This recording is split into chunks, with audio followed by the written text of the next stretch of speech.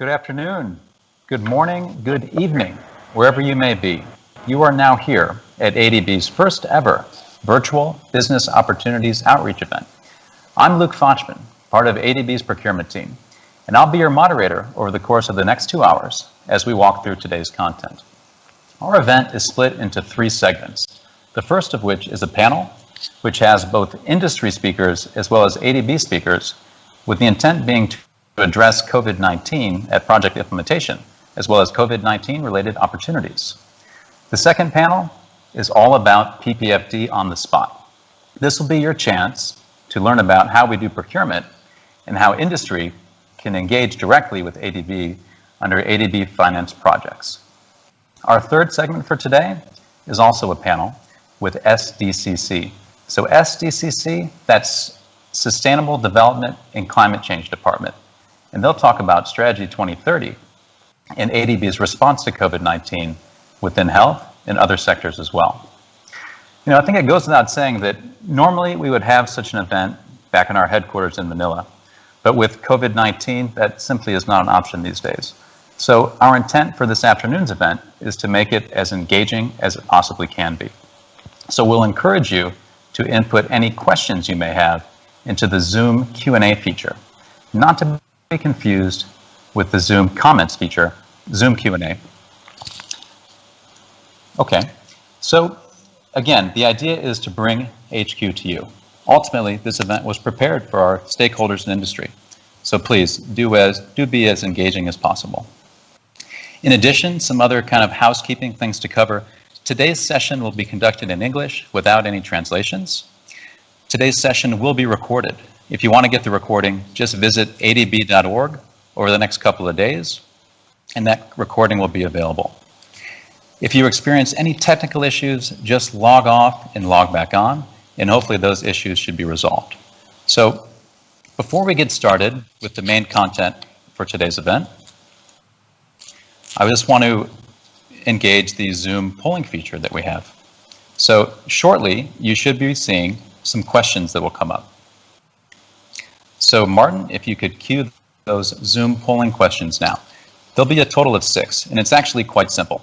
All you need to do is input the response, which most accurately reflects your situation and reason for attending today's event. The intent here is to get to know our audience a little bit, and I'm seeing some comments here that it's a bit of an echo, and I think we finally got that resolved. But let's go ahead. We have our Zoom polling feature, and that's the first question. So it should go pretty quickly. I just want you to each input your response to this question right now. Here you go. So go ahead, please. Well, as you can see, the responses come in quite quickly. So I'll give you about 20 seconds to complete this. And it feels like a race. The responses are coming in so fast. Looks like a lot of consultancy firms today, individual consultants, some contractors, a few from business chambers. So a couple more seconds and we'll close this out.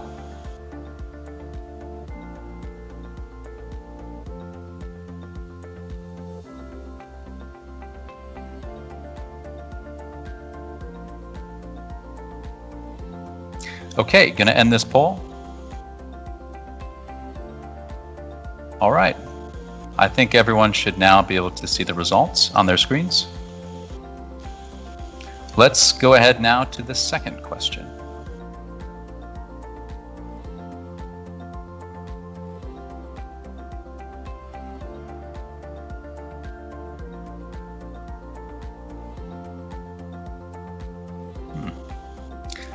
Well, everyone's jumping in on the same question. No need for that. I'm going to end this. We're having a slight challenge with the polling feature.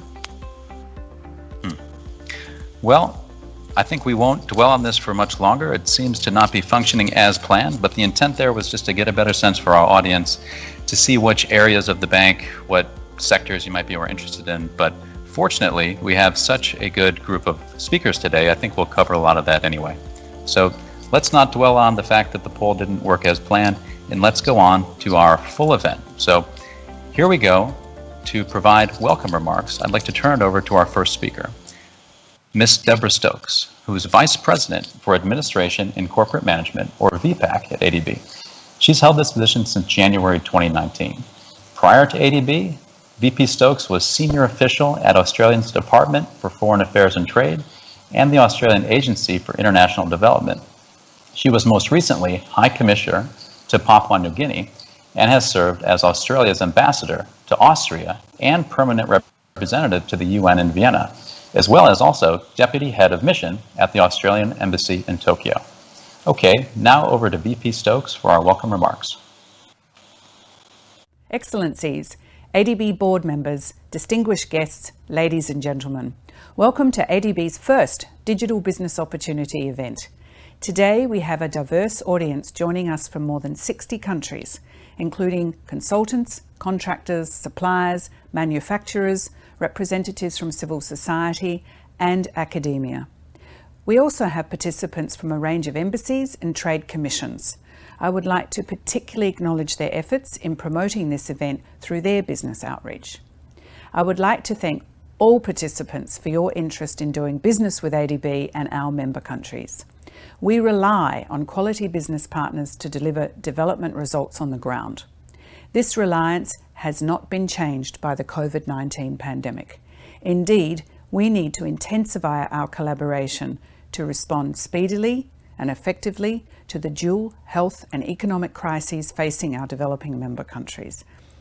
Let me start by sharing with you how ADB swiftly stepped up its support to developing member countries in responding to the pandemic. Recognising the urgency, in April 2020, ADB announced a $20 billion package to address the immediate needs of its developing member countries as they responded to COVID-19. As part of the response, ADB has engaged with the international business community to connect with the global supply market for emergency medical products. We also facilitated emergency procurement of critical products for the most affected DMCs. More than $12 billion out of the approved $20 billion package has already been committed. Since March 2020, ADB undertook several procurement responses to support global efforts to combat the pandemic. We implemented a flexible and agile process for emergency procurement. We enhanced our hands-on operational procurement and logistics support for our developing member countries. We engaged in market research on critical medical goods and health expertise. We increased our support for electronic procurement in developing member countries. And we developed new guidance materials and conducted awareness sessions on the adoption of COVID-19 safe practices in project implementation. Furthermore, ADB made a conscious decision to go beyond its normal role in overseeing procurement by borrowers by undertaking its own direct procurement of critical medical supplies and other goods as an immediate response to the urgent needs of the developing member countries. Some examples of ADB's direct procurement include: by the end of the year, we expect to commit $45 million for the supply of personal protective equipment, testing kits, diagnostics equipment, lab reagents, and other critical items to fight the disease. This amount includes $18 million of procurement services being outsourced to UNICEF for the supply of critical equipment to 26 developing member countries. Also includes a $5 million rapid emergency supplies provision project that delivered critical food supplies to more than 150,000 of the most vulnerable households in Metro Manila and neighbouring provinces, areas hardest hit by the pandemic. A new reference laboratory in San Fernando City in the Philippines, funded by a $3 million grant from ADB's Asia Pacific Disaster Response Fund, which significantly increased the country's testing capacity. In addition, ADB is also providing counter-cyclical support as well as policy-based loans to support DMCs through this difficult period. And $1.8 billion has also been provided to the private sector to rejuvenate trade and supply chains. Looking ahead, we stand ready to support developing member countries with the rapid, safe, and equitable vaccine rollout. Despite the COVID-19 challenges, ADB continues to implement its Strategy 2030 with its major focus on green, climate resilient, inclusive growth, as well as gender equality and a greater role for private sector operations. Strategy 2030 recognises that our partners need more than finance. They want access to the best knowledge and technologies available to achieve quality and inclusive growth.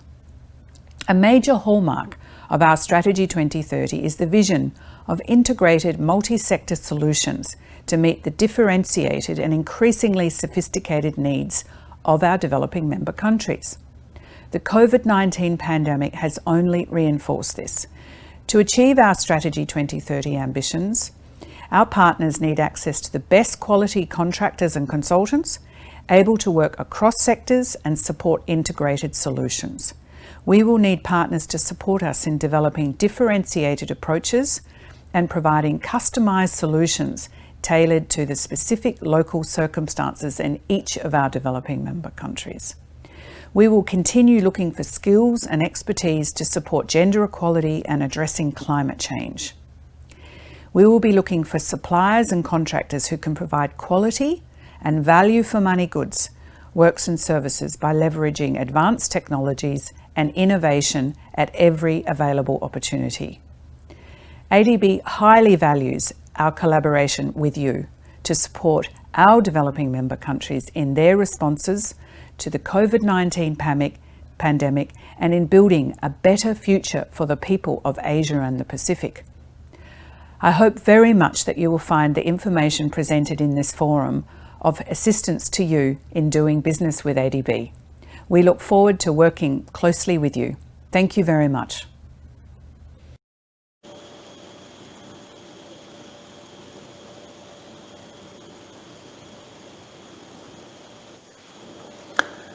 Okay, thank you very much, VP Stokes, for those welcome remarks.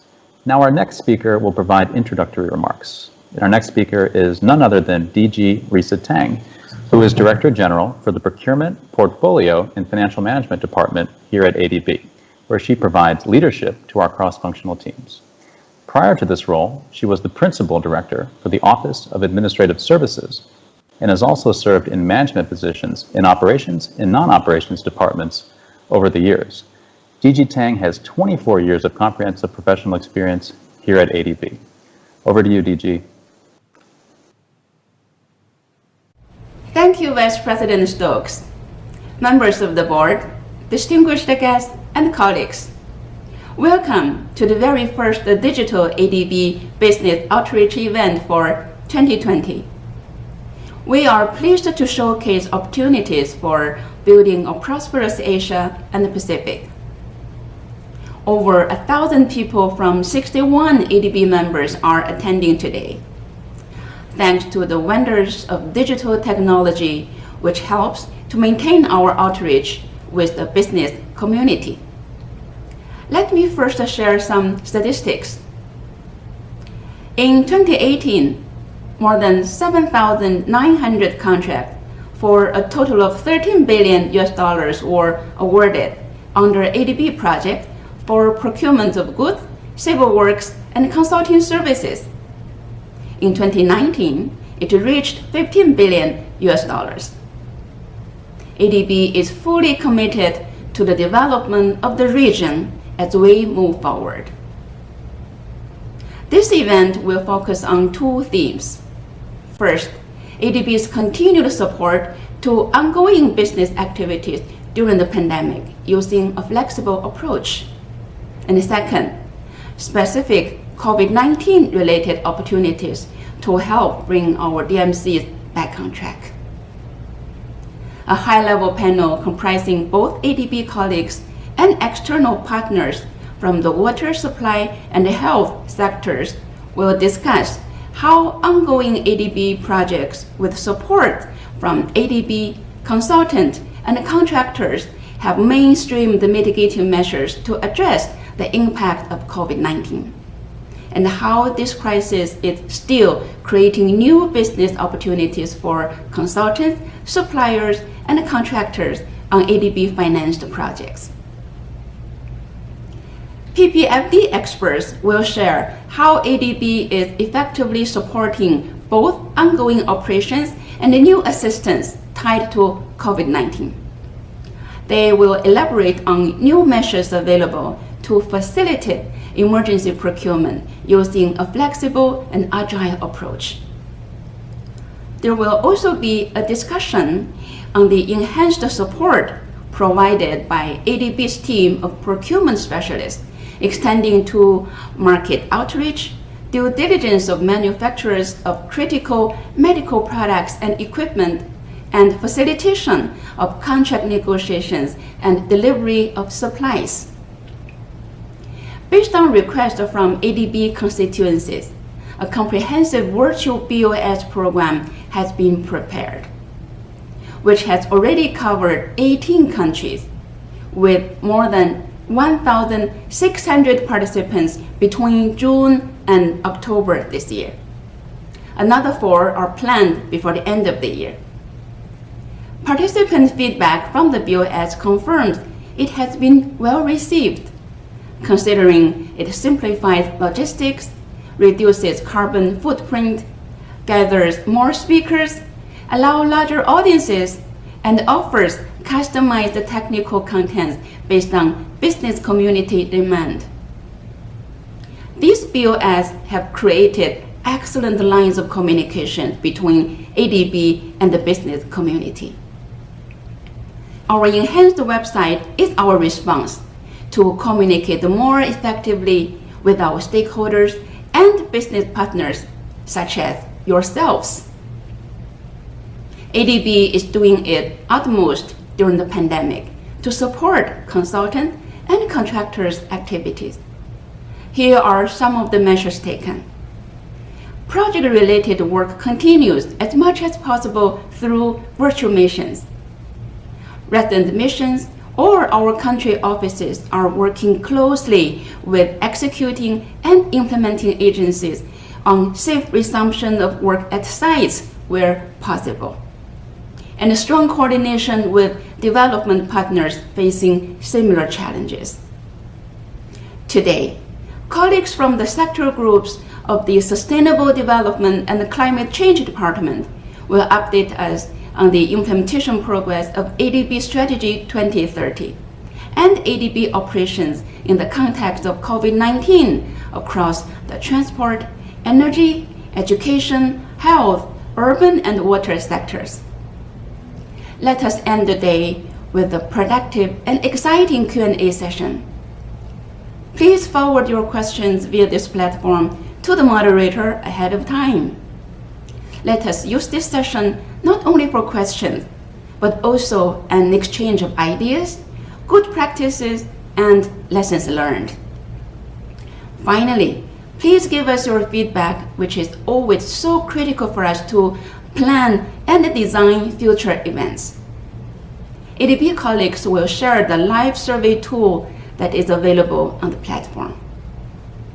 In closing, let me say, there are challenges and uncertainties for sure, but at the same time, there are also unlimited opportunities. I firmly believe with your interest and support, we can improve the lives of millions living in Asia and the Pacific. Thank you for your attention. Okay, thank you very much, DG Tang. Now for our first panel, which will discuss the ADB's addressing of COVID-19 at project implementation, as well as COVID-19 related business opportunities. As I said before, we have 3 speakers from ADB, as well as 3 speakers from industry stakeholders and other entities. So our first speaker at ADB is Mr. Ramesh Subramaniam, who's Director General for ADB's Southeast Asia Regional Department. He oversees ADB's relationships and public sector work in all countries belonging to ASEAN, and also ADB's support to all sub-regional cooperation initiatives in the region. Ramesh has been with ADB for over 20 years. Next, ADB panelist is Mr. Jeff Taylor, who is Director of Procurement Division 1, which oversees procurement operations in Central, West, and South Asia. Jeff has been working in public procurement for infrastructure projects for 32 years, the last 12 of which have been at ADB. And our third panelist on the ADB side is Mr. Rustam Abdukayamov, who is Director of Procurement Division 2. His division covers procurement operations in East Asia, Southeast Asia, and the Pacific. Rustam has held various procurement roles at ADB in his nearly 20 years with the bank. So please join me in welcoming our three ADB panelists.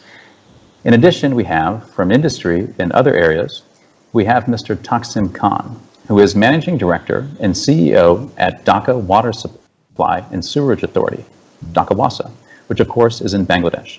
He has held this position for 10 years, during which he has converted a struggling organization into a profitable, environmentally friendly, sustainable, and pro-people public sector water utility.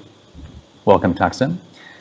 We also have Ms. Rehana Mohideen, who is Principal Advisor at the Nassal Institute for Global Health at the University of Melbourne.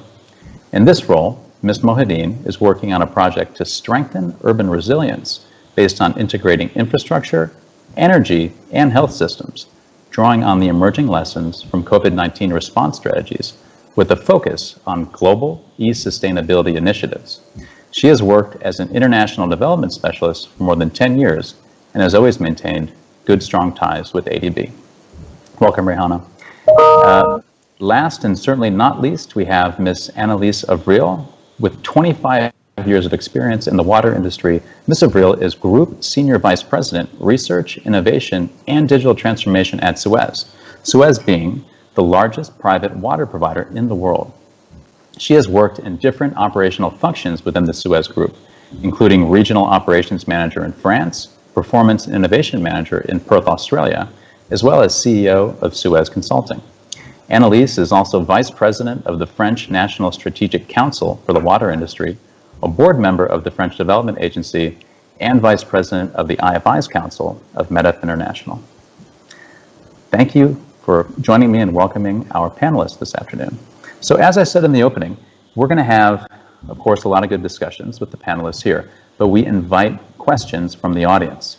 But don't use the comments feature in Zoom, use the Q&A feature. It's there in the middle of the screen at the bottom. Just type in your question and I'll try to get it addressed by the panelists. So, first and foremost, I'd like to start with our ADB participants. Ramesh, from an ADB perspective, what have been the main challenges in recent months within the region? Thanks so much, Luke. First of all, thanks to your department for organizing this Business Opportunities Forum. In these circumstances, it's fantastic to see that over 800 participants are now listening to us.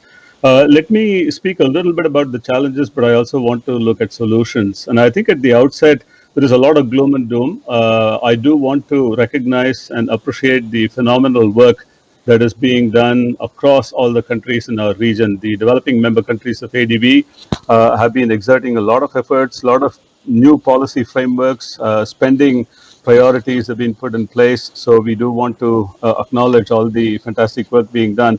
Now, if we look at what is the problem, if I define the core problem, you've got obviously health and you've got the economics problem.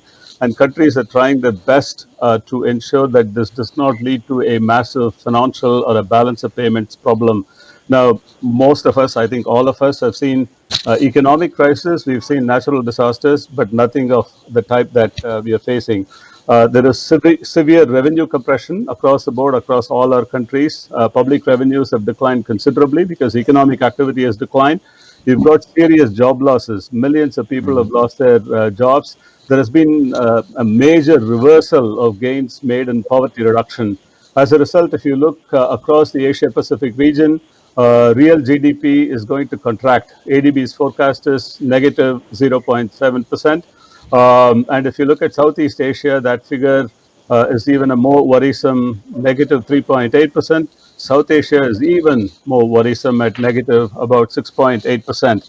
Now, in this context, clearly these are unusual problems and countries do need unusual solutions.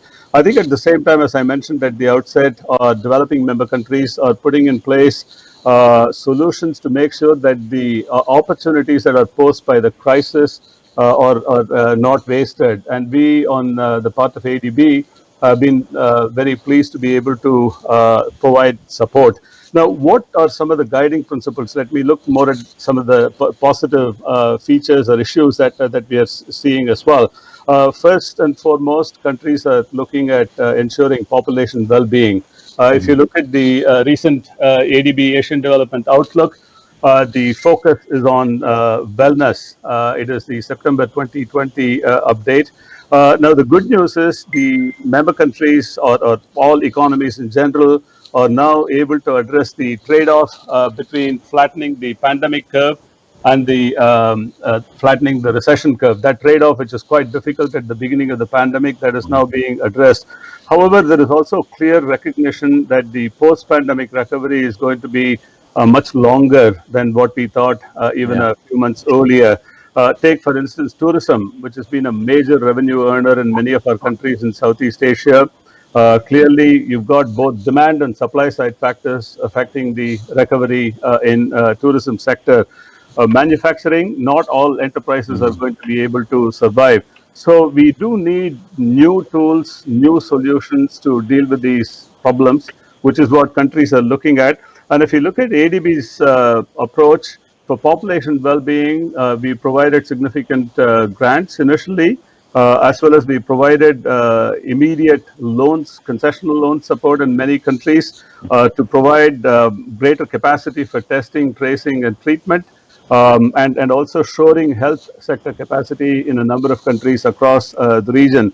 Social protection has been another major area where ADB has provided significant support.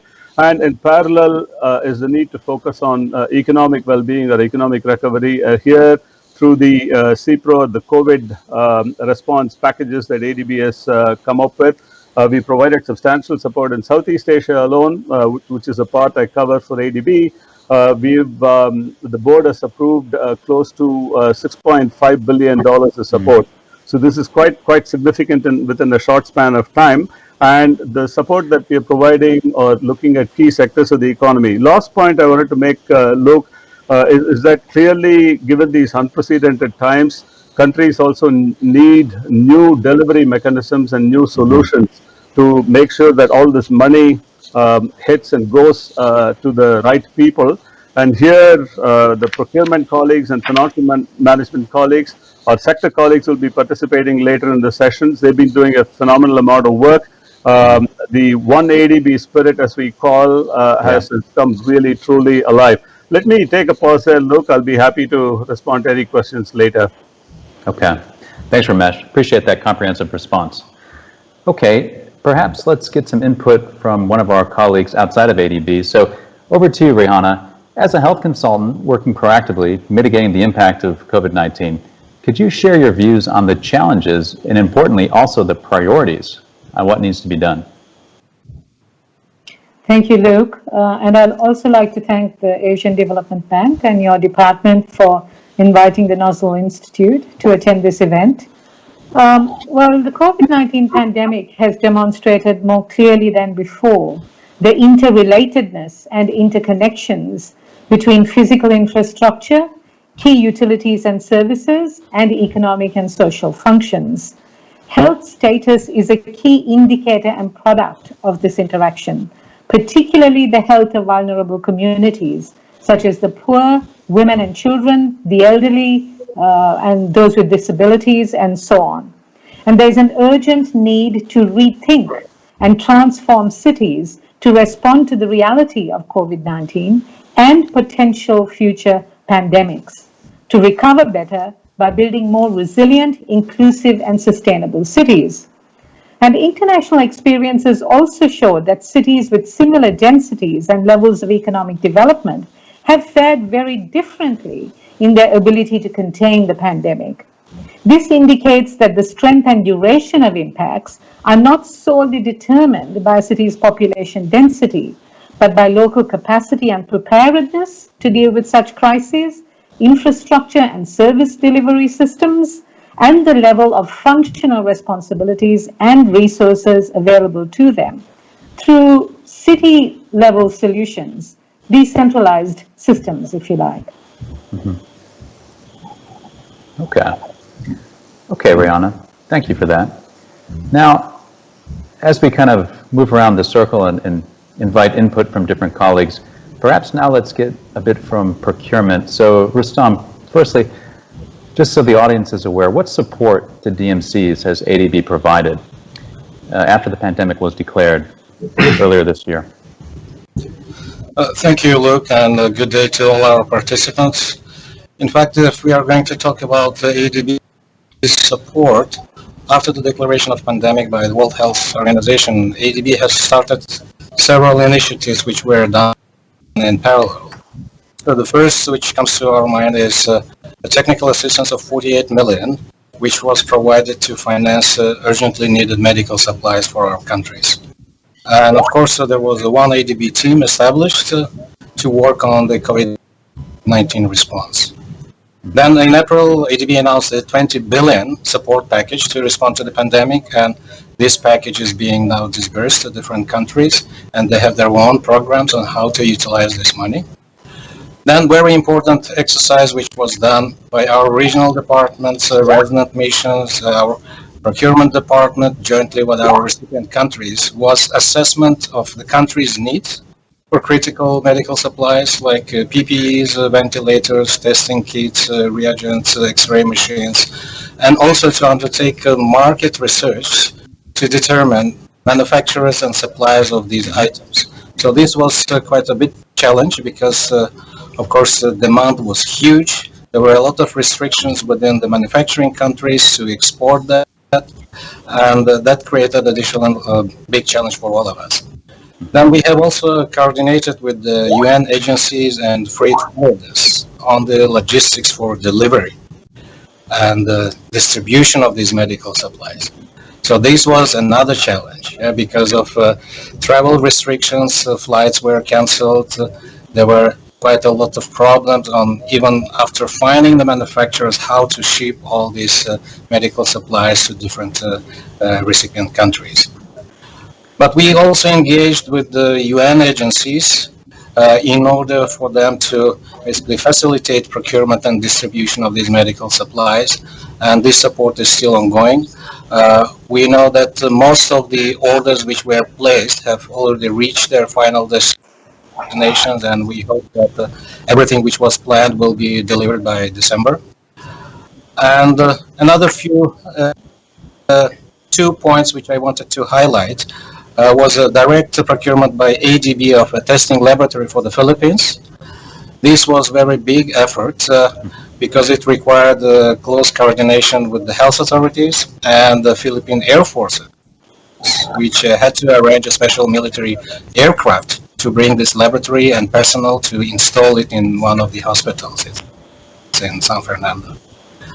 And another very big, I think, and very useful intervention from ADB was direct procurement of food supplies for most vulnerable population in Metro Manila and the neighboring provinces which were under a lockdown. They could not travel, they could not go to the markets, and this was a very big challenge for them. But we had to coordinate with the government authorities first to identify manufacturers, because many manufacturers were also under lockdown. We had to ensure that the quality of these food products is acceptable, so there are no health risks. Then we had to arrange the packaging of these into smaller units so that these could be distributed to communities. And we would like to thank all the government agencies involved and also the Philippine Army, which provided actually military trucks, convoy, and basically escorted all these supplies to different destinations. So this was quite a big effort. Maybe this was more of kind of emergency response, but a lot still is going on, and we will be discussing about that later on. So thank you. Okay. Thanks, Rustam. I think you said it well. The supply chain challenges brought on by COVID-19 truly are just unprecedented. Thanks for sharing.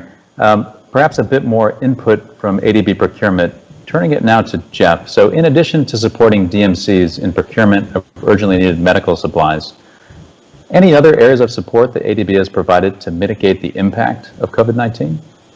Yeah, thank you very much, Luke, and welcome everybody. Yes, we have to have a look at how it's going to impact upon ADB's operations beyond the confines of just the medical needs. One of the things we recognised very early is contracts were potentially going to get frustrated. So back in February, we came out with guidance on force majeure and the impact that COVID could potentially have on construction contracts, supply contracts, and consulting contracts.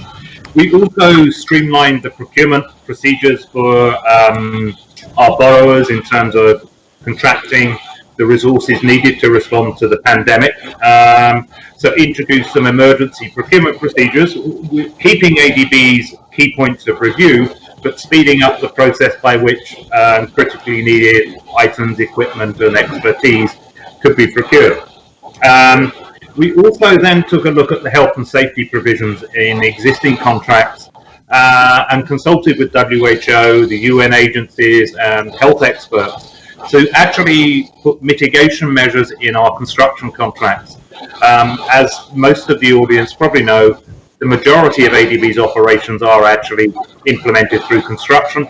So we felt it was critically important that we recognize the risk that COVID presented to this and put in the appropriate mitigation measures. And that was working in partnership with our Sustainable Development and Climate Change Department and our social safeguards teams that actually put in health and safety as a cornerstone of what within ADB's operations. Over. Okay. Well, thanks, Jeff. That's very helpful. It's, other than just procuring and delivering supplies, a lot has been done in terms of our normal implementation work that ADB does. Appreciate you sharing that. We actually had a live question come in, and maybe either yourself or Rustam could address it. So I think it's probably pertinent for different suppliers out there that have dialed in. But so as a firm supplying different types of medical supplies, how could such an organization get involved with ADB or our borrowers to supply needed goods for COVID-19 related response? I would direct you to our ADB response to COVID-19, which invites potential suppliers, consultants and contractors to register their qualifications and interest on ADB's website. That's it. Yeah, there's an ongoing EOI for COVID-related supplies on adb.org. It's pretty easy to find. It's linked to the PPFD webpage. So please do go there and you'll find it. Just register your interest there. Okay. Thanks, Jeff. I now want to turn it over to one of our partners outside of ADB. So for Taksim Khan, you're managing one of the largest water utilities in Asia. It's operating several existing facilities, but there's also construction going on for new facilities. Could you tell us how COVID-19 health and safety measures are being observed within your organization?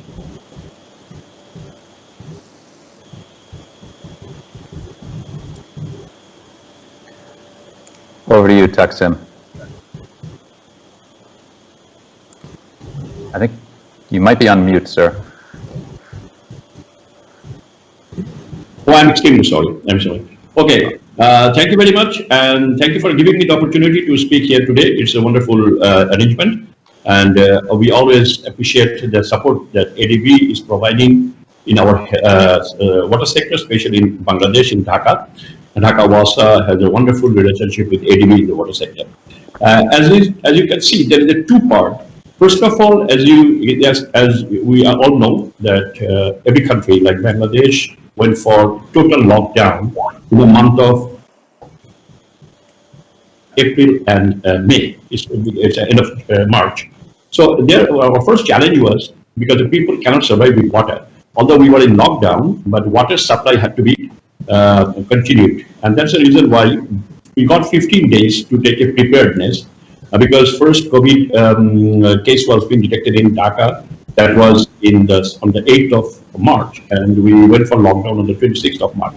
So this is the time when we took extensive preparedness, which helped us to do the work later on. Especially our medical team make an extensive awareness program with our people, those who are working. So what happened, we made some special arrangement, like as we have to work 24/7, and we work for 24/7, and especially the treatment plants, we have a very big 2 treatment plants, those who are on function. And what we did, we made all the people confined inside the treatment plant for 2 months, or almost 2 months, And everything was being provided by Dhaka Wasa, including the food and other things, and nobody went out and nobody came in except for going marketing and other things, and which also strictly followed the health and safety rule. So that has helped us in continuing our operation and maintenance. And that's also, we continue our inside Dhaka city repair maintenance work, and all the people, those who are working, who have been asked to be their working place to be isolated. So except them, there were nobody in the working place. And no one been allowed to be 2% together and strictly followed that 6 feet distance and other things. So that helped us. And at the grace of Almighty, there was no water shortage in that lockdown period. And in fact, we had a more use of water because of the hand wash practices. And also we had made a lot of hand wash establishments throughout the city. Also disinfect the streets of the city, and these are other programs that we do have. So at the end of the day, what we found that there was no, interruption of water supply. This is one part. So that is, but at the same time, as you already mentioned, that we had a lot of construction and development works were going on. And obviously, first 2 months when it was locked down, there was almost there were no work. But later on, the government has also decided that we should save the life and the livelihood. And that is the reason why government also wanted to have small businesses to be started and work. So what we did, we consulted with all the contractors, and some of the contractors we provided, and most of the contractors they provided the safety measures to their workers, and they started working. Especially, we got a lot of good supplies from one of our development partners, and as well as those development partners also helped the contractors to start the work.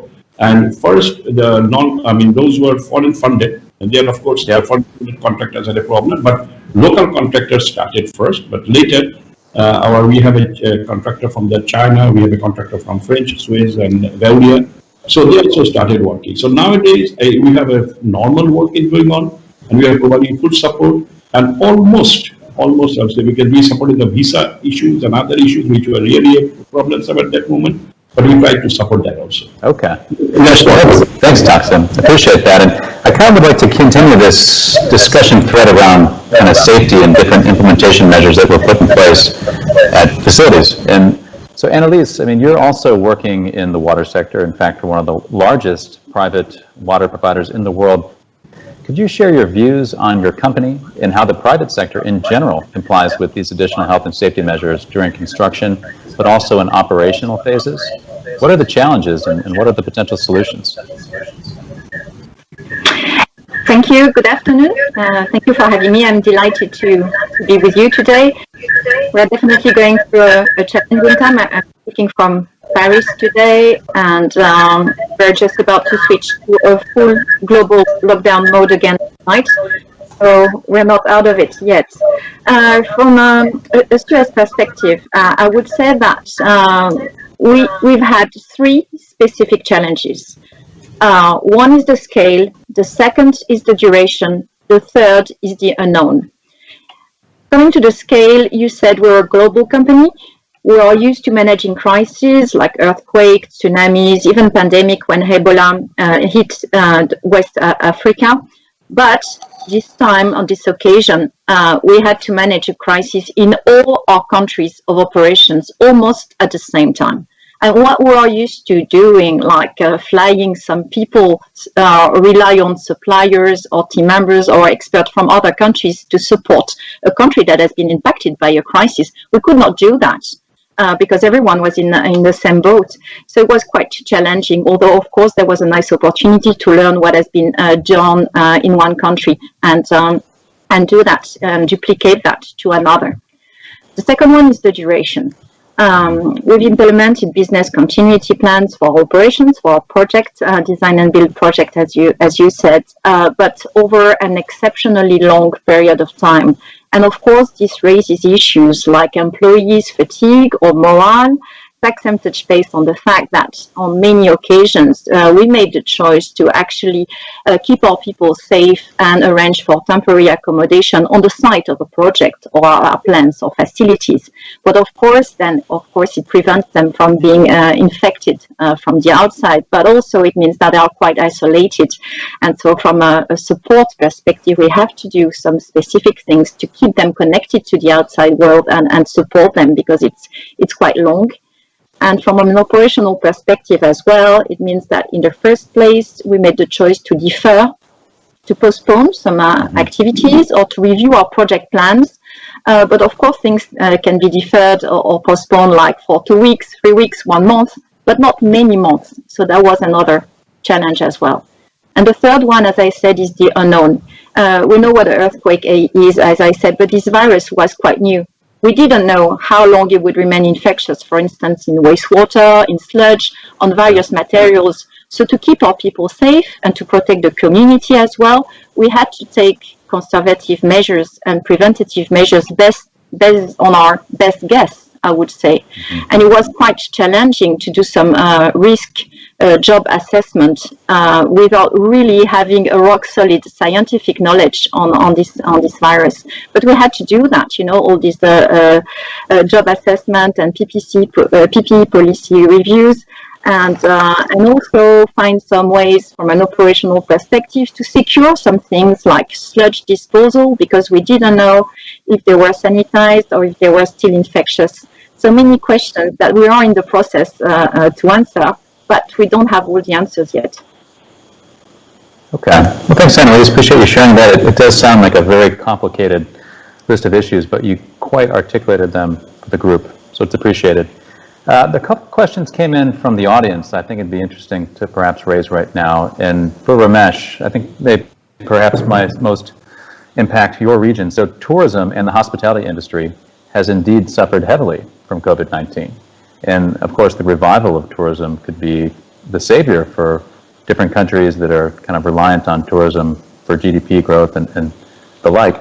Could you talk about any special opportunities for the tourism sector within Southeast Asia or any Asian region at all within the bank? Sure, it's a very critical issue, Luke. If you look at Southeast Asia, average contribution of tourism to GDP on an average basis, it's about 12% or so.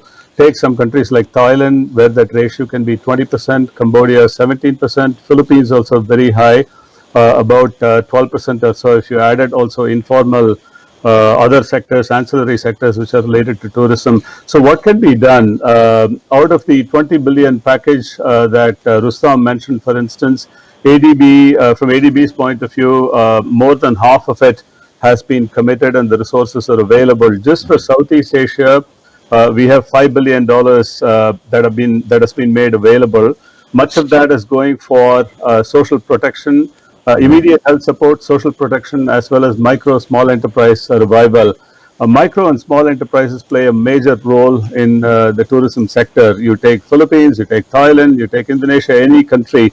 We are working with, for example, the Pacific Asia Travel Association, the PATA, the IATA together, as well as in the Greater Mekong sub-region. There is a pretty vibrant tourism working group.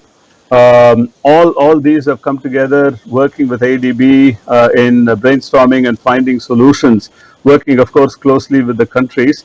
A couple of things that we are working with some of the countries are on looking at the concept of tourism bubbles, like what has been tried out or looked at in Europe. In Australia, it's being looked at. So in the Greater Mekong sub-region, we are looking at it. As part of that, we also need to look at health protocols, clearly to visitors who will be coming, that it is safe, and that there are proper procedures in place in terms of allowing visitors to come in. And also citizens of the countries need to be given that comfort as well. And the third area, concrete area of support, is informal sector workers. Now, these cannot be tracked, but they do need to be identified, and adequate support needs to be provided, because this is a sector which will take at least about 2 to 3 years for recovery. On just last point, ADB used to have a program in the Philippines called the Job Start program. We are discussing with the government if that can be revived because that program used to be a major source of support, particularly for the tourism industry. So we are looking at programs of that nature in other countries as well, including, for instance, in South Asia and other parts of the region. Let me pause there, Luke. Appreciate that, Ramesh. And maybe you're the right guy to answer the second question that came in from the audience as well. So it's about the Philippines. And the question is, with the Philippines poverty line at around 16%, how can ADB assist in addressing one of the country's major problems, considering the constraints brought by COVID-19? Yeah, this is obviously another major challenge. I mentioned poverty and job losses. The region has made fantastic gains. Look at Philippines, phenomenal progress made in the last, particularly about 4 or 5 years or so. Same as the case in Indonesia. So it is a major challenge. If you look at, since the question here is on the Philippines, we are quite happy that the Bayanihan to Heal as One Act has provided substantial support. And out of the ADB assistance, a significant part of that is being utilized for providing cash assistance. In addition to the larger program that ADB has provided for 1.5 billion US dollars, we've also given additional targeted support for emergency cash assistance for about 200 million. Now, the Philippine government has also had a very successful, the 4P program, which right now they're looking at because it's got health as well as education related measures.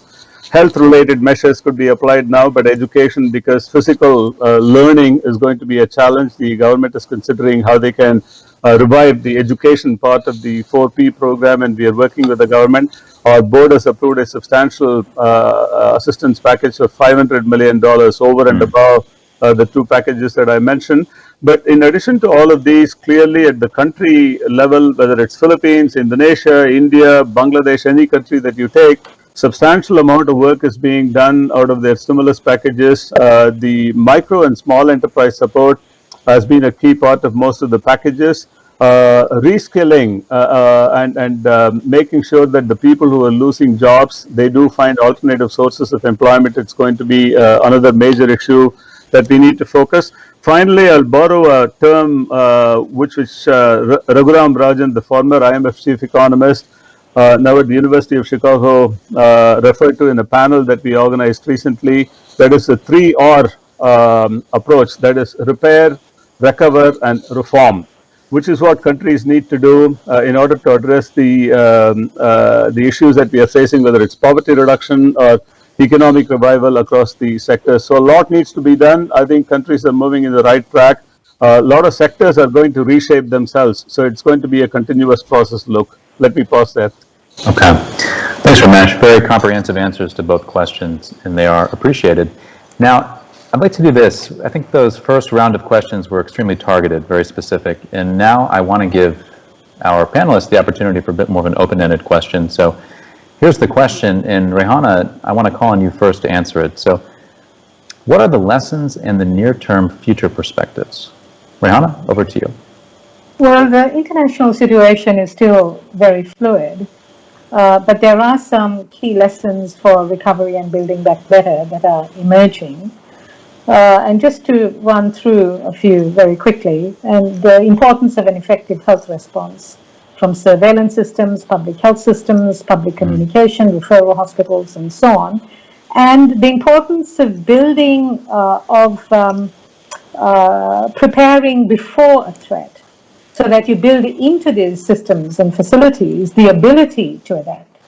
I think this is an important lesson that's emerging. Urban and regional planning, reduce distance from home to work, land use to regulate hygiene conditions, significantly scaling up the low-carbon energy transition, access to key utilities for poor and vulnerable groups. The lack of access magnifies threats, social protection, rethinking business supply chains. I think this has become a very important issue. A poor understanding and regulation of how value chains work exposes population to existing and novel health threats and has also major economic implications. More resilient and inclusive ICT and digital technology, and generally technological access. Gender equality and social inclusion, which includes just disaggregated data around gender and exclusion, violence against women, frontline and service workers, predominantly women, and so on, and innovation. Innovation, that is the capacity to respond and adapt innovatively to these relatively new and newer threats, is a really critical thing. And one of the key aspects in the health sphere here is the One Health concept. And this is a key part of the program from NOSO. One Health as a collaborative, multi-sectoral and transdisciplinary approach, working at local, regional, national and global levels to achieve optimal health and well-being outcomes. That's sort of a rough definition, if you like, of One Health. I don't have a lot of time to go into it here, but I'll leave it there. Okay. So it's an integrated One Health concept. Okay. Well, good. Thanks for that, Rehanna, and appreciate your perspective. There is a lot to discuss and perhaps not enough time for it. Okay, so now maybe same question, just it is open-ended. What are the lessons and near future perspectives? Rustam, if you could give us your insights into this, please. Yeah, thank you, Luke. I think the lessons which we learned is there are a lot of unknown things because of the scope of that pandemic, and we are all learning by doing. So we really appreciate collaboration of our regional departments, UN agencies, and we're also coordinating with other multilateral development banks. But moving forward, I think what we have to understand, this was just emergency response, which is probably reaching its end, but the work will continue. We have so many projects ongoing, and we have to make sure that because they were affected by COVID and there were delays, they eventually should catch up to deliver all the intended benefits. So we have to focus on that. At the same time, since the pandemic, there were many new projects approved, and mostly focusing on the health sector improvements, on building capacity of local institutions to improve their resiliency, and that work will also continue. So I think there will be plenty of work for all of us to continue with the procurement support, with the consultant input. So I think that would be our kind of agenda for next 12 to 18 months. Thank you. Okay. Thanks, Rustam. Appreciate that. Maybe some input now from the private sector. So Annalise, same question as before. So what are the lessons and the near-term future perspectives? Over to you, please. Well, I think this pandemic has created a massive disruption, and there's a case for change, to be more resilient, as it has been just said, and really to go digital, as we are doing today. And it's the way we could actually really increase our resilience. I mentioned the fact, for instance, that it was quite difficult for us to fly in experts or people to provide some support to local operations or local projects. Now we have to do remote and digital technical assistance activities, thanks to virtual reality, all these digital tools that help really to support remote operations. It doesn't have to be that sophisticated. I really think that using some artificial intelligence tools or whatever, we can really develop some robust and cost-efficient tools to support remote activities, remote operations, remote relations to our customers as well in many industries. And I think also there's another opportunity which is related to health and environment. We see that we've got a very close link here and some emerging risks related to that. So I think that developing a better knowledge detection tool, online monitoring tool for all these emerging pollutants, emerging risks, is really a way forward as well. Okay, all right. Thanks for that, Annalise. So here we go. We've had actually various questions come into the chat feature, and we're actually going to save those for the next section. Before we go into the next section, which of course is PPFD on the spot, it's all about procurement, it's how to do business with ADB and our engagement with industry, we're going to play a short video to demonstrate our support in respect to COVID-19 in the Philippines. Please cue the video.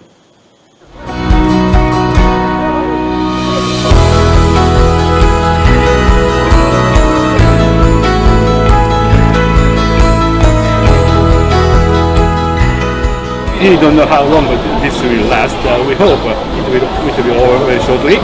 But during the meantime, we really need to help poor people with income, which is low for the Philippines.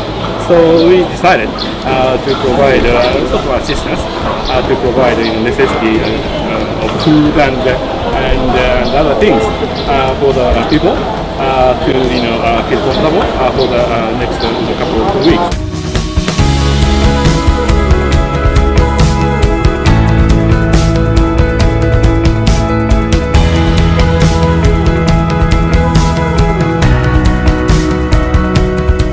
The trucks lineup are for those will be used to transport these relief goods to areas. Actually, yung target beneficiaries natin, we consulted with the SWD.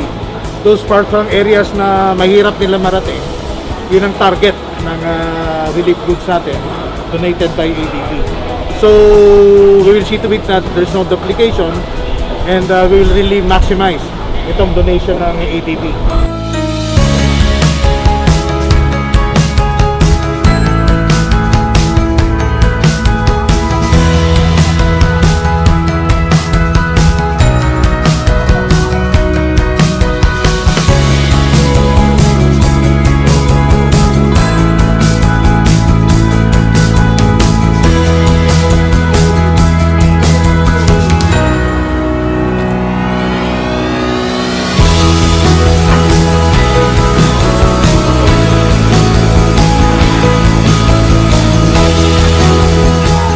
Salamat na lang po kami, mayroon pang mga nagbigay po ng mga ng relief food, kaya sa awa ng Diyos din po, nakaahon din po sa hirap, crisis po.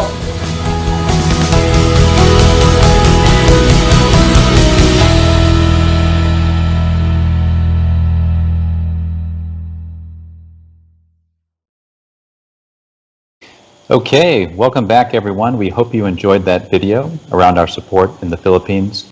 As mentioned, this segment is called PPFD on the Spot. It's all about procurement.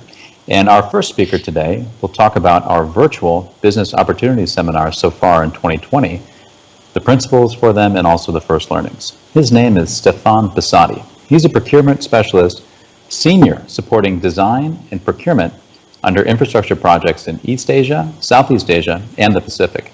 He leads on innovative water and wastewater practices and technologies from the water service industry. He has 3 years of experience at ADB, but before that worked for 15 years with private water companies. Over to you, Stefan. Thank you, Luke, and good morning and good afternoon to everyone. It is my pleasure to open this PPFD session. So I will cover 3 main topics in my presentation. First, I will detail, as you mentioned, a little bit more what are virtual business opportunity seminars as developed by ADB in 2020. Second, what are their contents and new features? And thirdly, what are the first learnings that we can get so far from this experience? So, as the audience know, our ADB is usually connecting by meeting physically since 10 years with contractors, companies, consultants, manufacturers, suppliers, and civil society in Manila as a forum in order to share our opportunities and projects.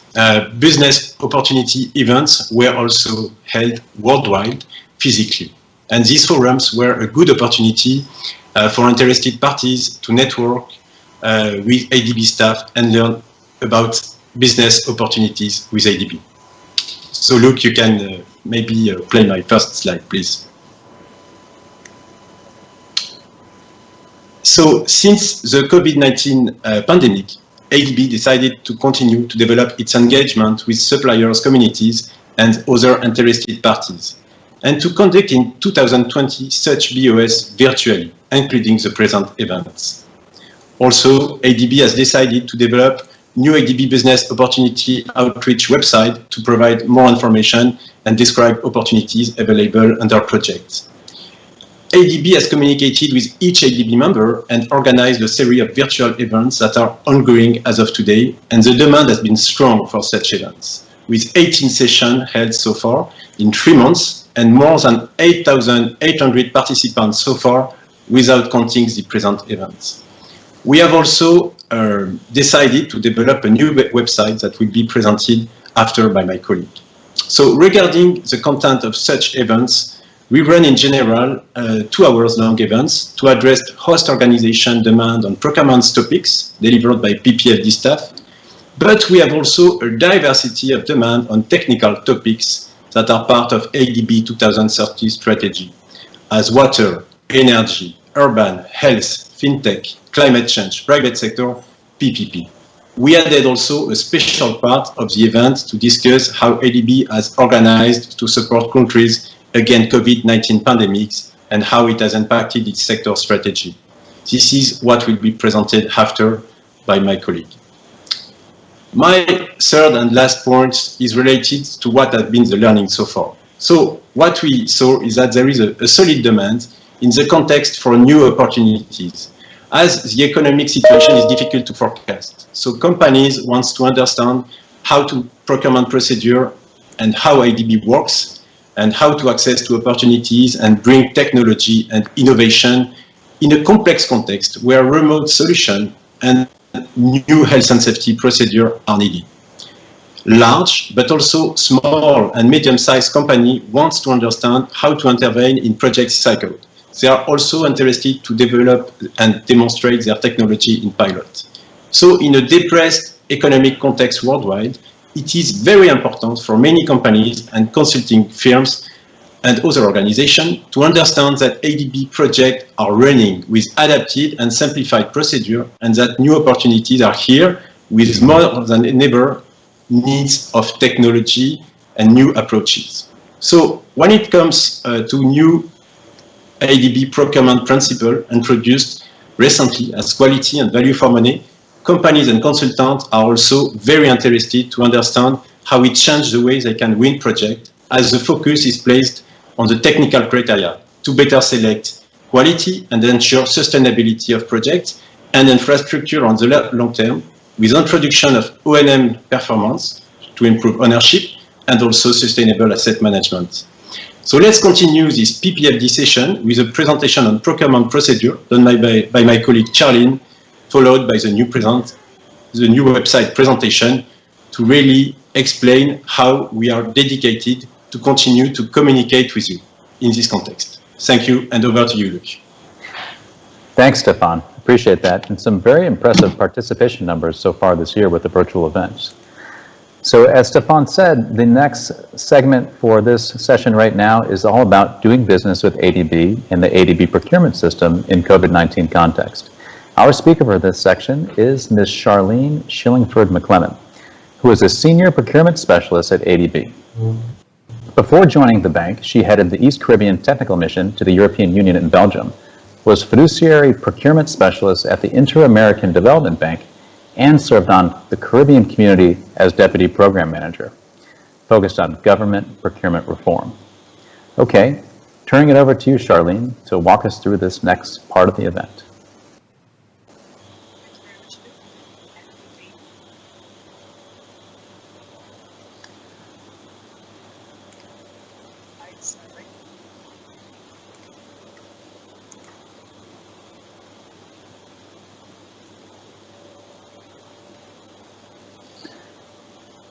Please cue the slides. Great, thank you very much. Thank you all for joining us today and for seeing. Can you hear me very clearly? Is it better now? Okay. Okay, wonderful. Over the next few minutes, I will be taking you through a short presentation in 2 main parts. Next slide, please.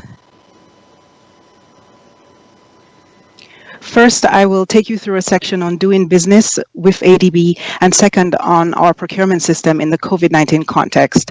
I will end my presentation by sharing a few snapshots from our COVID-19 webpage, which my colleague Julian will then detail and demonstrate in the following presentation. Next slide, please. Great. The main lending instruments of the Asian Development Bank are loans and grants, technical assistance, equity, and guarantees, which are delivered through ordinary financing, concessional financing, and also through co-financing. In addition, the bank provides policy advice, knowledge, and capacity development.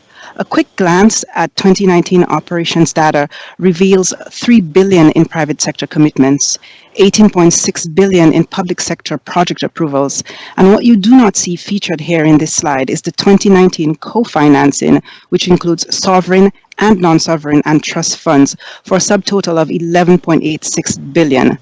These figures altogether give us the $33.74 billion 2019 ADB operations total. Next slide, please. Great.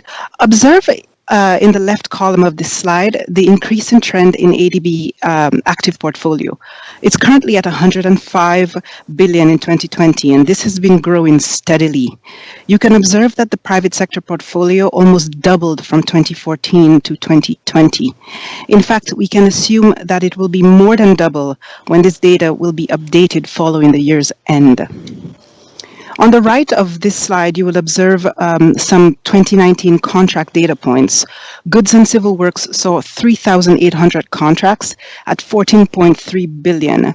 Consulting contracts exceeded that, but only by 200 contracts for a much smaller value of $745 million. Next slide, please.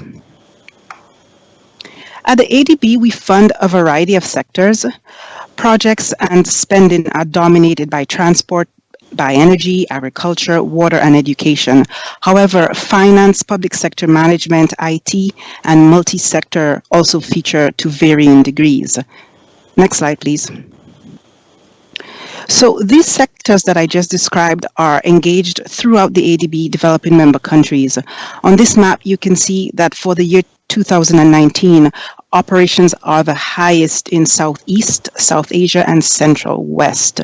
The total 2019 operations at $33.74 billion include all loans, grants, technical assistance, and co-financing. If you want to look into this data in more detail, I invite you to read the ADB 2019 annual report, which is available online. Next slide, please. We do have 46 borrowing member countries, and we work with the private sector, with NGOs, foundations, academia, and donors and other international organizations to extend support to our borrowers. Our biggest borrowers in 2019 were India, China, Pakistan, Bangladesh, and Indonesia. Next slide, please. Great. ADB procurement includes goods, works, consulting, and non-consulting services. And you can see on this slide these areas in more detail. Can we go to the next slide, please? Great. In addition to, in the following 3 slides, I will take you quickly through the top 5 suppliers for goods, for works, and for consulting services. Now, in addition to highlighting the top suppliers in these 3 slides, I wish to point out that there is some diversity. Please go to the next slide. Great. These 5 change from year to year, and even while we can see that some of them repeat or are always on the top, there are new countries coming into the top 5 list from year to year. A close look at all 3 sectors, goods, works, and consulting services, show 9 different countries vying for spots in the top 5 in each category over the 4 years featured. On to the next slide, please. Yes, and that will be the last of the 3 consulting services. Thank you very much. Can you move to the next slide? Great. The next 3 slides feature top suppliers by contract value. Note that the amount awarded to some of these suppliers is based on 1 or more contract. Go to the next slide, please. Thank you. Being in the top 5 by value or by amount, it means something different in each of the 3 categories of goods, works, and services, and that implies different contract values. And you will no doubt see that reflected in the difference between the goods slide we just featured and the consulting, which is the next slide that I will ask to go. There we go. Great. Thank you very much. Next slide. Next slide, please. thank you. So in the following slides, I will discuss the ADB's procurement framework. ADB's new procurement framework came into effect in mid-2007. It has modernized our procurement processes by introducing a principles-based approach. The flexibility that can be accommodated in this new framework is meant to meet diverse needs of our clients. Now, all projects where the concept note the project concept note was approved before July 2017. From July 2017 and onward will use the new procurement framework. However, all projects for which the concept notes were approved before July 2017 will continue to follow the previous procurement guidelines. Now, having made this distinction, I wish to make it clear that our borrowers, our executing agencies can choose to apply the new procurement framework to projects that, based on their approval date, would normally fall under the previous policy.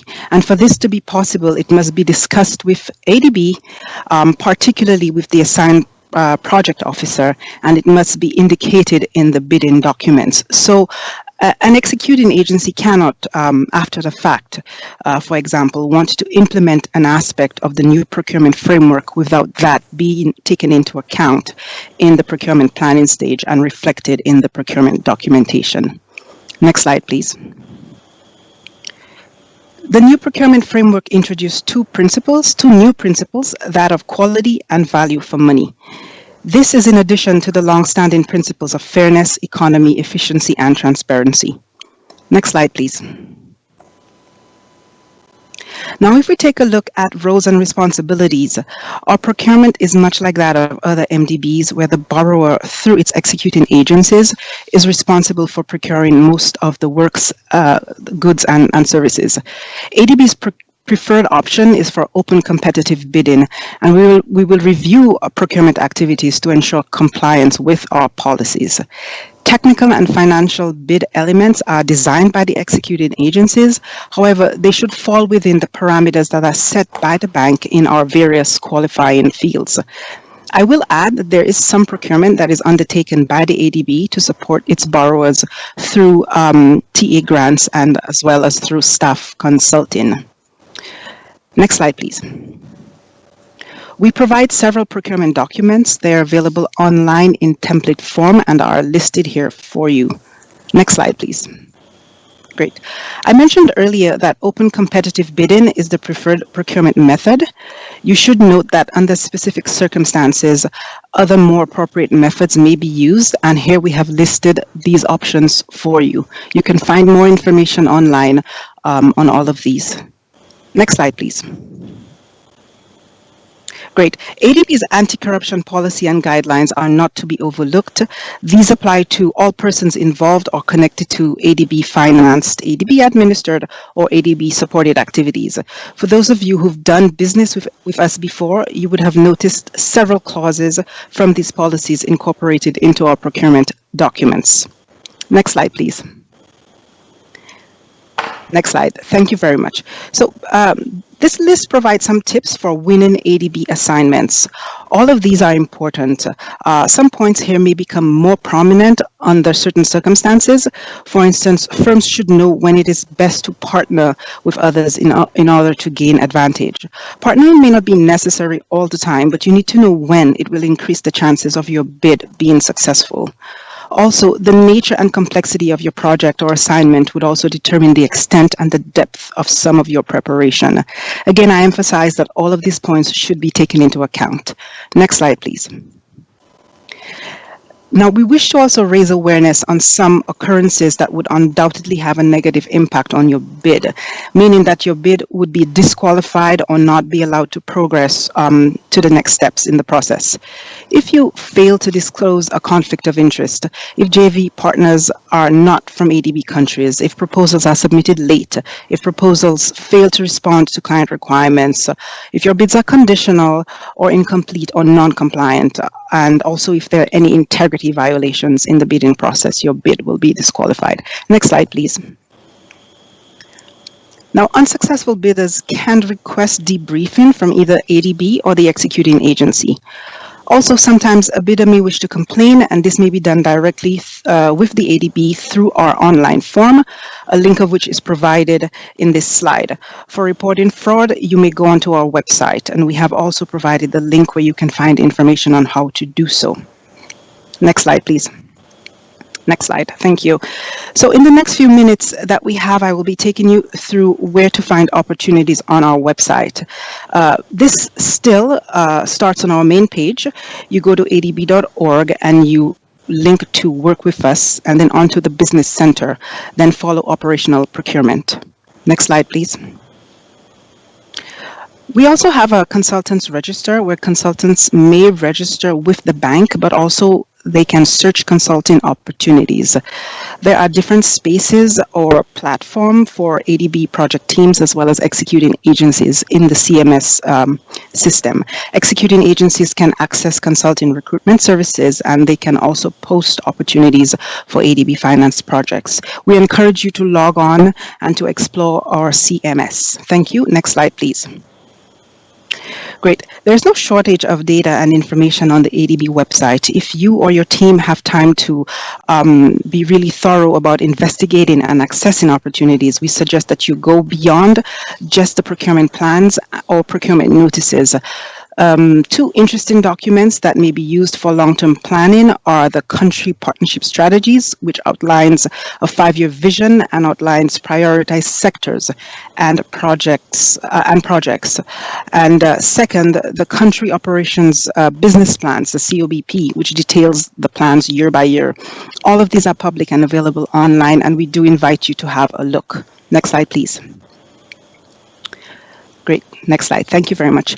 ADB's response to COVID-19, as you would have heard mentioned in the earlier part of today's session, was swift and included all areas of ADB operations that could have responded in any manner to the pandemic. The response on the procurement side included the policy aspects where flexibility and new features were introduced. Some of these are listed here on this slide.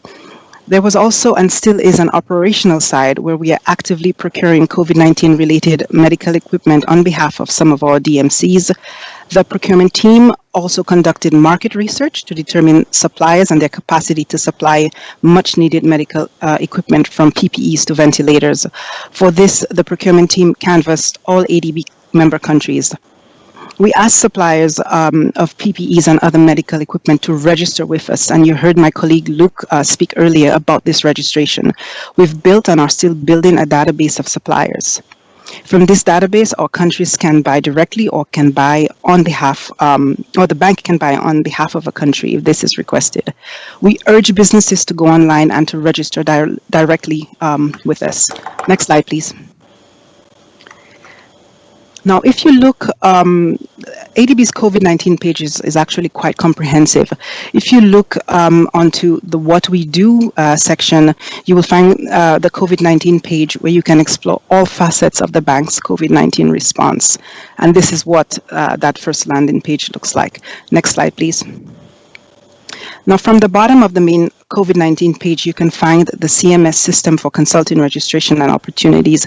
And you can also find procurement plans and tender notices, which would be actually very important source of information for suppliers. Next slide, please. Great. You can find a link to pages that delve into projects, tenders, and documents such as procurement plans. All of these here that I show you now are related to COVID-19. Next slide, please. Right. Again, this is just a shot of the tenders section of that same web page section. Great. You can see under the tenders tab, several tenders are currently out right now. Again, as I mentioned, this is a still with the images taken last week. However, my colleague Julian, who's up right next, will actually take you through a demo of these pages. Next slide, please.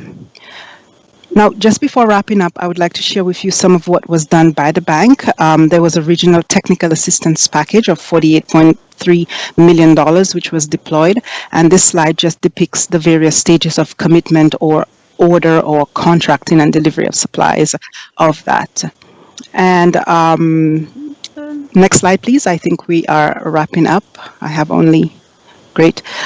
This slide just again shares more information on ADB's COVID-19 response, and you will see there is a web link provided to the $20 billion package that was provided earlier. So if you have time and you want to take a look, you can go ahead.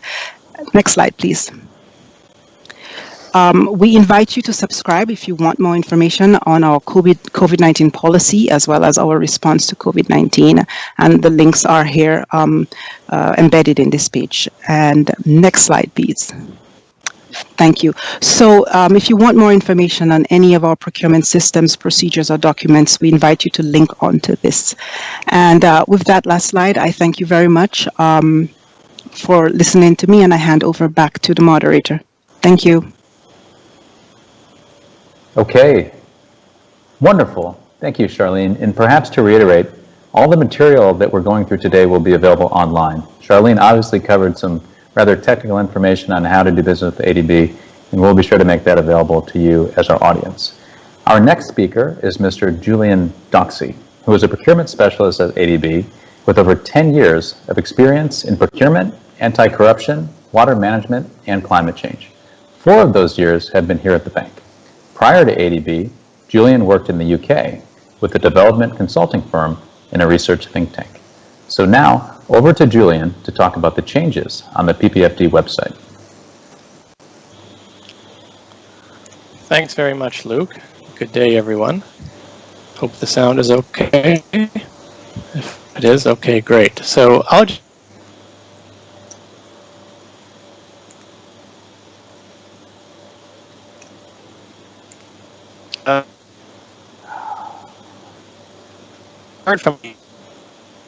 spend 5 minutes with you today showing you the actual ADB website.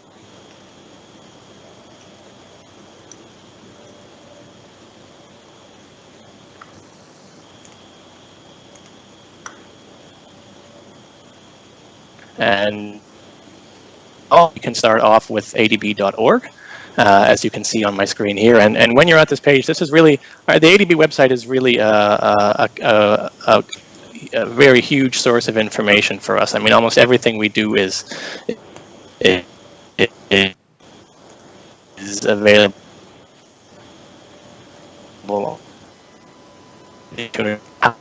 Where we work, etc. But a good place to start is up here with the Work With Us tab. Okay, so as Charlene pointed out, if you come here to the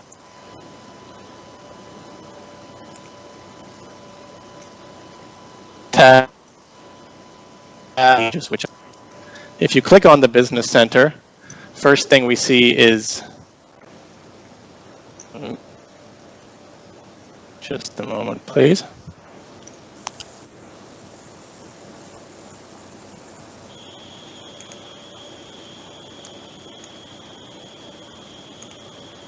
We get the business is a list of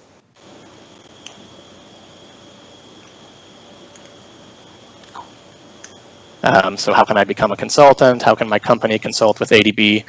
So these are helpful resources for you to get a sort of quick introduction to how ADB works and some of our key questions for you here. Okay. Over here on the right-hand side of the screen, you also see our new digital assistant, which we've created for you, a chat bot where you can ask questions and answers over here on the right-hand side. Okay, so this is a new feature we have here that can help you also with some of your questions on doing business with ADB. So the next page I'd like to show you is right here on the top, called the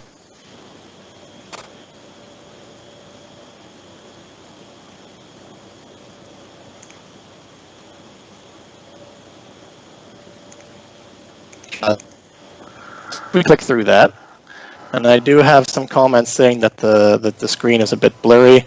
Please rest assured that I also have this on PowerPoint slides for you.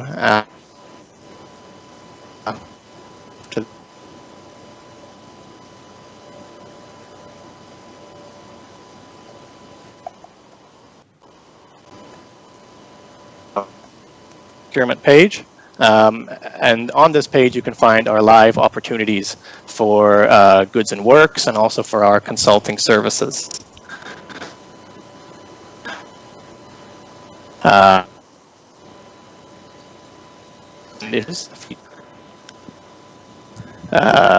For example, the latest procurement notices, the pre-qualified applicants and awarded contracts for goods and works, and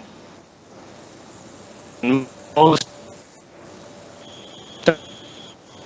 you will see all of the active tenders going on for any particular project underway. So for example,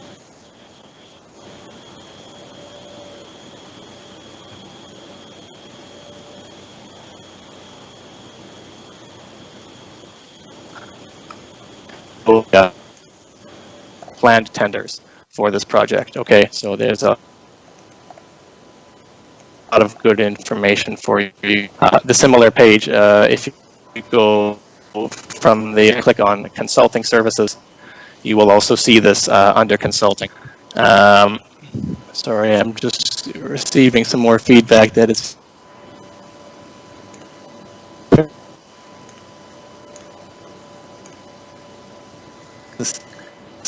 Martin, does that help? Hard to tell. So we're here on the we're here on the consulting page, and again you can see, and this will be a bit of a challenge because again this is a live website demo, but do bear with us, and we do have slides coming afterwards.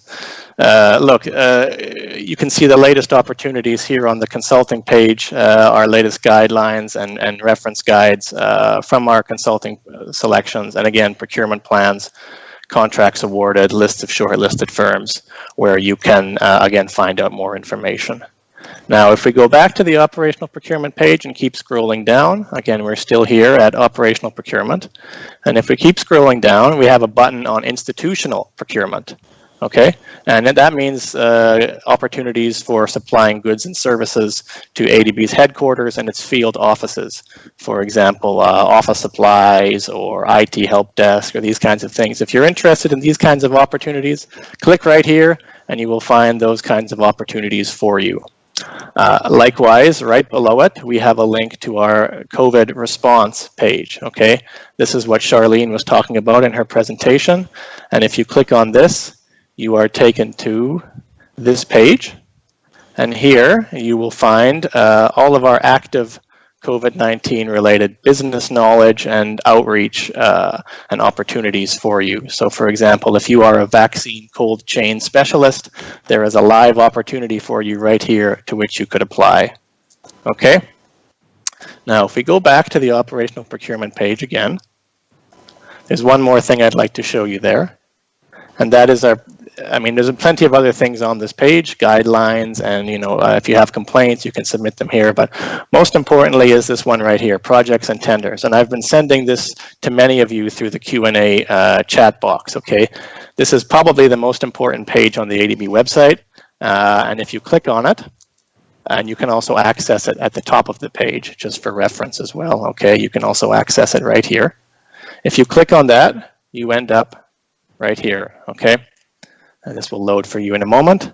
And this is, again, probably the most important page on ADB's website, because here you can search all of our projects, all of our tenders, and all relevant documents related to our projects, by country, by sector, by type, by year, etc. There are a lot of useful filters here for you to narrow down your search, because as you can see, for example, we have 20,000 active tenders right now, or archive tenders available on our website for you to search through. A lot of business intelligence here, okay? And for example, I'll just show you, I did a quick search here for Indonesia, energy sector, consulting firm opportunities, okay? And I found 13 hits. So this is how you can help narrow down your search. And you can see also one live opportunity here for a project management consultant with a deadline of November 3rd. So again, this is a very important page, and we do encourage you to spend quite a bit of time on it. Finally, I just want to show you a new page we've built, which Stefan was alluding to as well in his presentation. And this is a page that now summarizes all of our business outreach activities that we do in ADB, such as the one that you're currently listening to today. So on this new page, you'll see all of the past and upcoming events that we have going on for business outreach.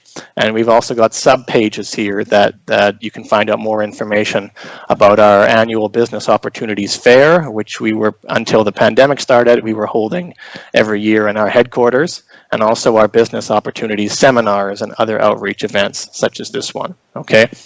So by going into these sub-pages, which I can show you here quickly, you will find more information about these types of outreach events that we do, and you will also be able to access archived materials, okay?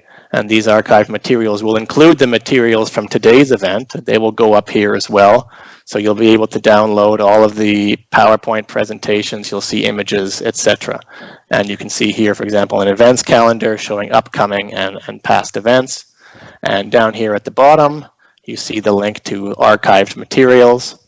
And if you click on this link to archived materials, then you end up at this offsite page where all PowerPoints, images, agendas, programs, you name it, are uploaded here for your downloading and learning convenience, okay? So my very last point, as I'm out of time, is just on the bottom of every ADB page, okay, there is a button called Subscriber Services. And this is very useful for you. If you click on it, you will end up here. And this is a place where you can put in your email address and get daily emails for website updates, okay? So you can be updated on our latest procurement notices, on our latest business center materials, project information, and this will help you stay up to date without having to constantly visit the ADB website. Okay, and so I do encourage you to sign up for this, and I also encourage you to visit us on our ADB Business Center LinkedIn page. Sign up for LinkedIn if you're not on it already, and follow us there, and you'll also see our key procurement notices and other relevant business information for you there.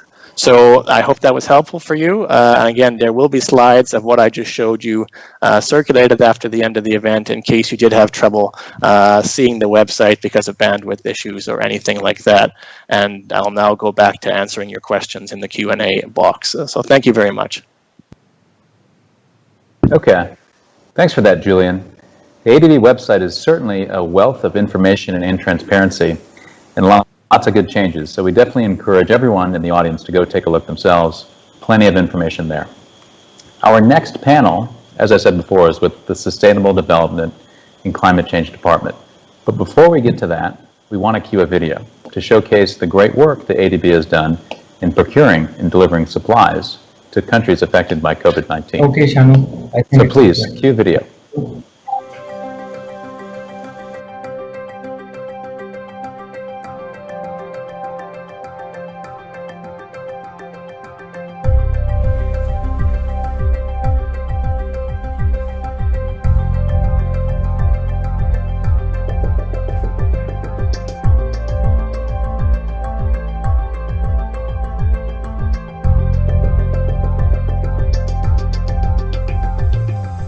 We follow a rigorous and competitive process in choosing suppliers that can provide quality products and services. We have contracted with companies from around the world, including medium-sized companies from developing member countries.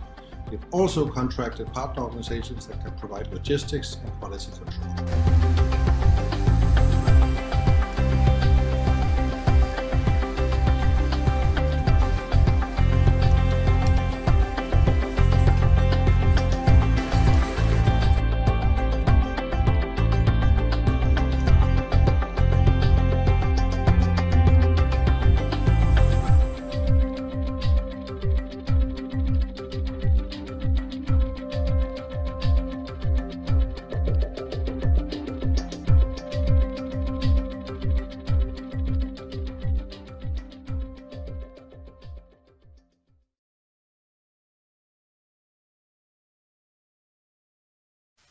Okay. All right, everyone. As I said before, here we go with our SDCC panel.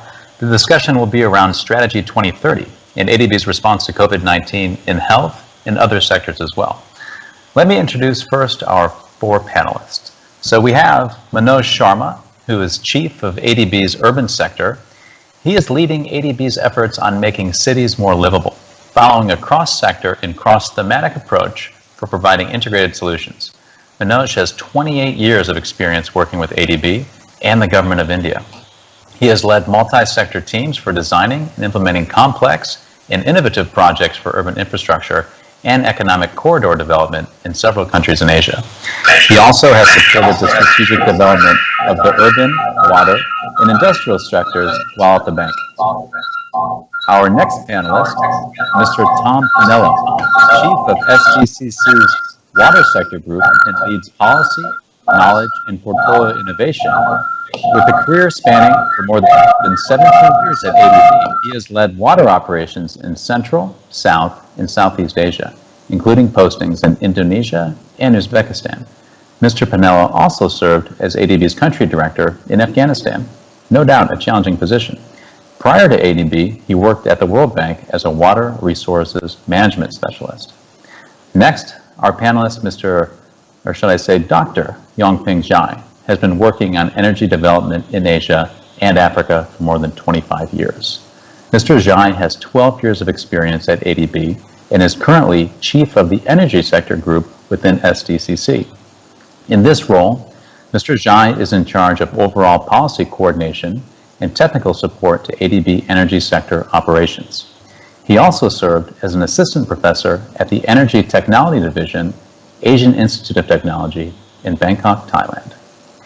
Our last panelist within SDCC is Dr. Eduardo Banzon, who is a principal health specialist at ADB, where he's been working for the past 6 years.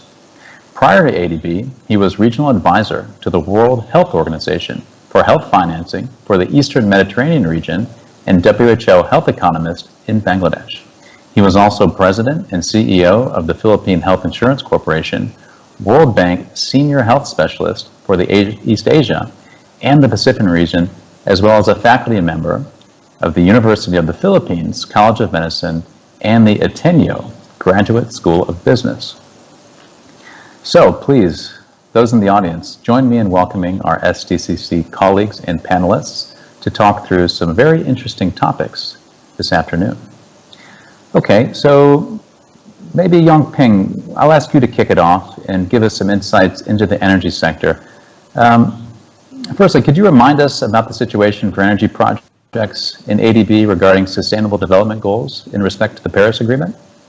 And how has COVID-19 been an impact, and what has been the energy sector's response? Sure. Thank you, Luke. I will start presenting some update from the energy sector. Actually, prior to the pandemic, the energy sector of ADB operations and the whole Asia in general, we were well on track in meeting the 100% of electrification in the region, in Asia and the Pacific. So we were on the right track, and ADB contributed to this progress by lending about $5 billion per year in the sector, of which half of that $5 billion goes to renewable energy efficiency, and the other half goes to transmission lines that will help to integrate the renewable energy into the system. So that's the situation just prior to the pandemic. Since March this year, we have started to see how ADB energy sector will contribute to this pandemic response to the COVID-19 pandemic.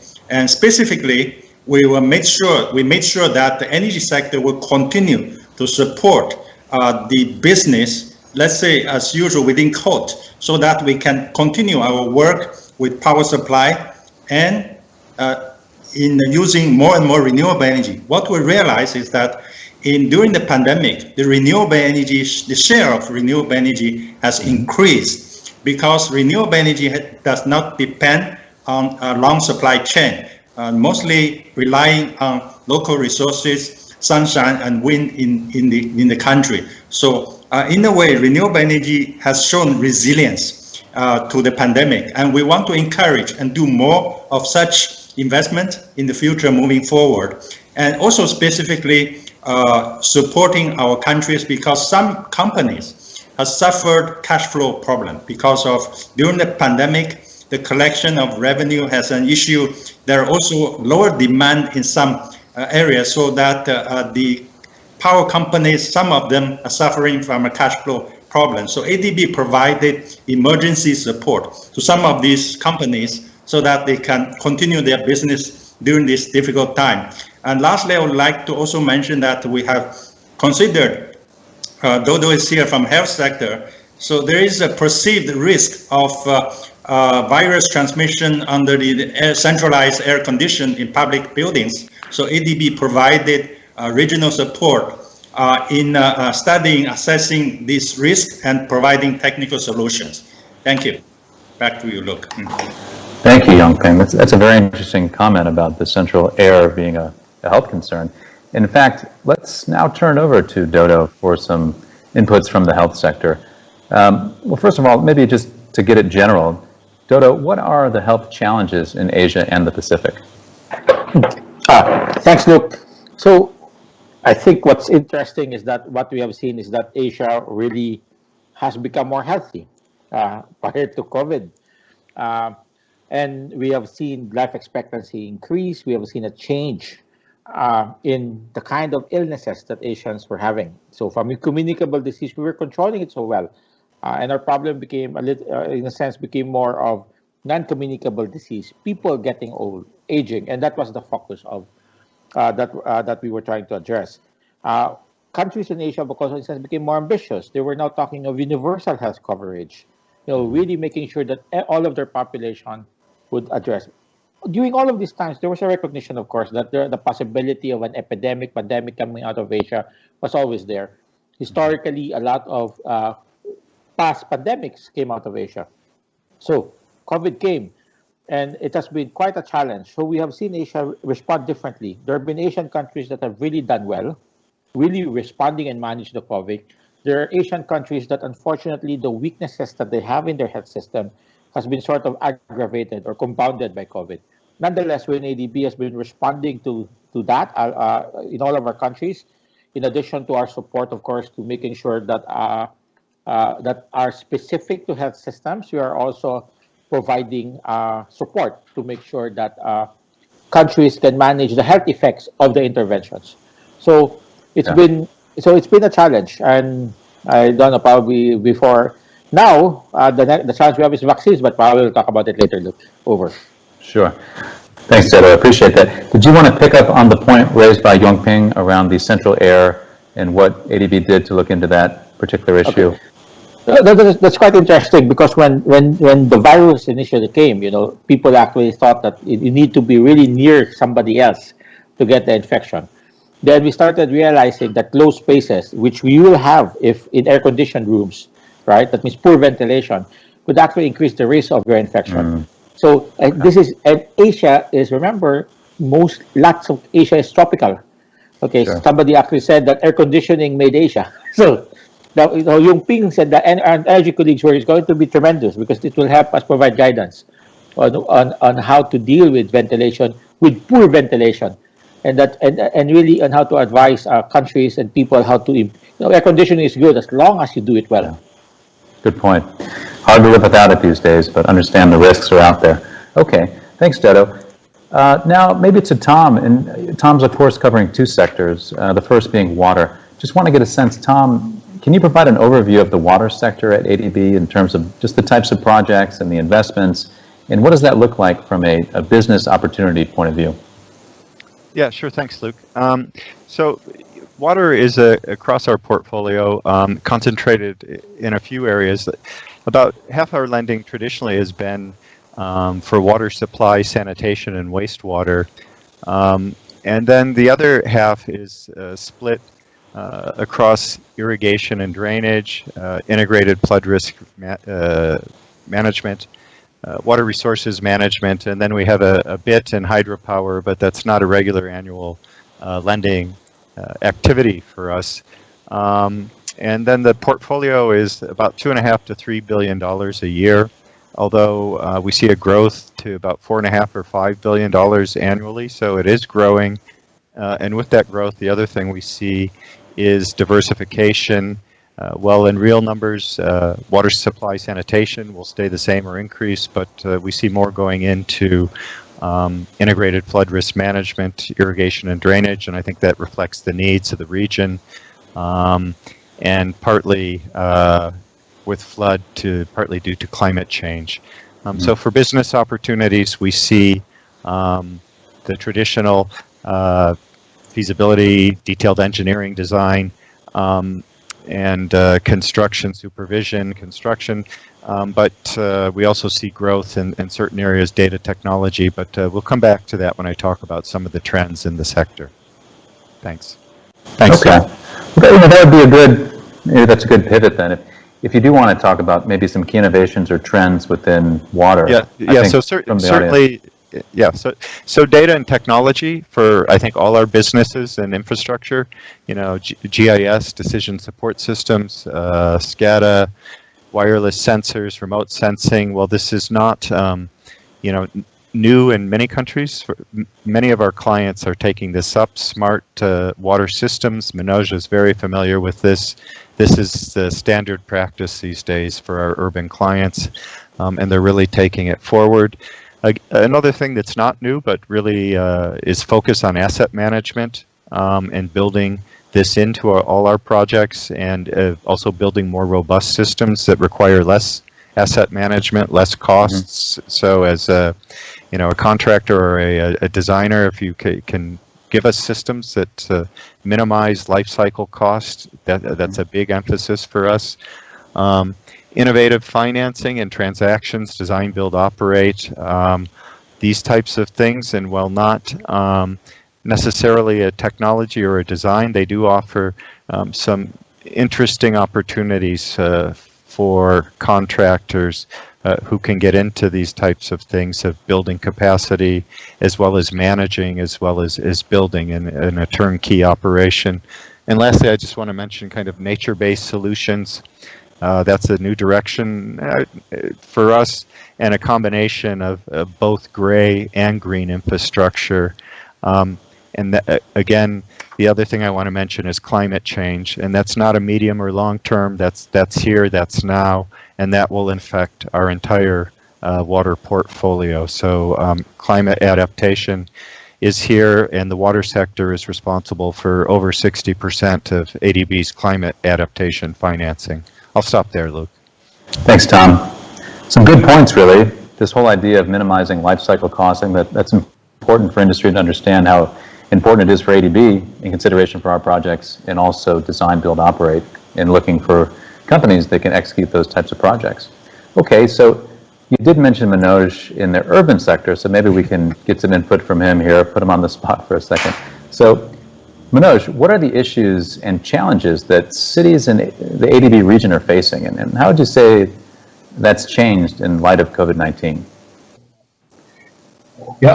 Thank you, Luke. Urbanization, as we all know, especially in developing countries, is one of the most significant global trends. And if I may say, it's going to define the future. In ADB's developing member countries in Asia and the Pacific, most cities face inadequate urban services and deficits in basic urban infrastructure. Already a huge challenge before COVID-19, this lack of adequate urban services has placed outbreak-affected areas at a greater disadvantage due to disruptions in regular operations. We are also aware that rapid urbanization is often linked to improved economic opportunities, better access to health and education services, and better living conditions. But urbanization also creates resource scarcity, climate change impact, as Tom just talked about, and conflicts which results in internally displaced persons. So, cities are at the forefront of COVID-19 crisis, to answer your second part. With more than 90% of COVID-19 cases occurring in cities, the impacts of the pandemic are most felt by the residents of cities. For example, without well-managed healthcare, as Dodo talked about, or medical waste management, or water services, we are going to see much adverse impact on the environment and public health of the residents. Many cities will rethink about appropriate densities or developing secondary cities in place of mega cities or metros. So I'll take a pause here. Yeah. Thanks. Okay. Well, I think it's a good segue then. So what would you say are opportunities for various stakeholders to collaborate with ADB in the urban sector? What does that look like for industry participants, be them consultants, consultancy firms, or contractors? Okay, we've already talked about our long-term strategic framework, Strategy 2030. So ADB Strategy 2030 has identified making cities more livable as one of its important operational priorities. So this operational priority 4 sets out the direction and approach for cities to become livable. And we define livable cities as those which are green, competitive, inclusive, and resilient. This plan also supports cities to develop the right institutions, policies, and enabling environments to become more livable. This particular plan, and that generates opportunities for our partners, focuses on infrastructure and services, planning, financial sustainability, and governance of cities, and urban environment improvement, climate resilience, and disaster management of cities. To refer one study which we did recently. As per this study, our region needs $26.2 billion US dollars from 2016 to 2030. That translates to $1.7 trillion US dollars per year for infrastructure to maintain growth and eradicate poverty and respond to climate change. This is a huge investment need, which becomes opportunities for all of us in ADB or development partners or contractors or consultants. We have already seen the extent of opportunities in civil works, equipment, and consulting services in various sectors. Suffice to say that urban sector is the fastest growing sector in terms of the opportunities in all 3 types of contracts. Yeah, okay. I will take a pause. Thanks, Manoj. Appreciate that follow-on response. Okay, you know, we had a really interesting question come in from the audience, so I just want to ask that. I think it's probably maybe a joint response between Dodo and Tom. And Tom, it's on the transport side, but so the poor in rural areas need ready access to health services, right? That's pretty obvious. And there is a linking between health and transport sectors to achieve this. Does that exist? In which country has been most successful in, and what factors have been key drivers to that success? So, I don't know, Tom or Dodo, do you want to try to take this one on? The idea is the poor in rural areas need access to healthcare services, but obviously transport linkages are often not there. So is there something being done around that within ADB, and are there any countries specifically that have been successful in tackling that issue? Okay. Luke, sorry, yeah. Okay. So yes, you know, that's the access, geographical access to healthcare services is always been a problem, particularly in rural areas. So our transport team, we don't have James here right now, but we know that ADB has invested substantially in significantly in expanding access of rural communities to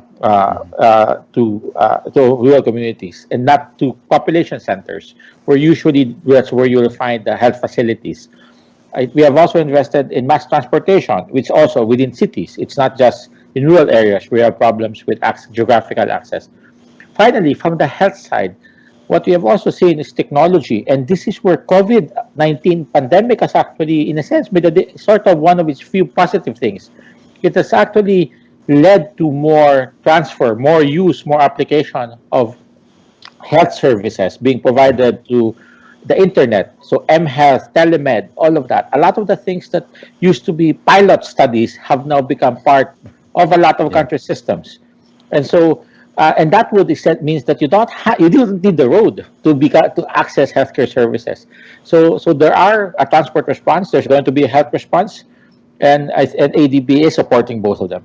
Luke. Okay. Well, thanks for that, Dodo. And as I think about it, I guess there's a linkage as well between energy and health, and maybe Yongping, if you can sort of elaborate on what that might look like in the different projects that you're looking after, the linkage between access to energy and what that might look like in terms of people's health. Yes, look, actually, one of the big lessons we learned through that throughout this pandemic is how sectors are interlinked, and energy should support education, transport, urban, and health. And health is very, very important point that everybody realizes under the pandemic, and this is the issue to address. And right now, we talk about dealing with the pandemic this year and next year. Is going to big thing would be the vaccine, and transporting vaccine to rural areas, remote areas, will depend on effective cold chain, and that cold chain is an energy issue actually. Mm-hmm.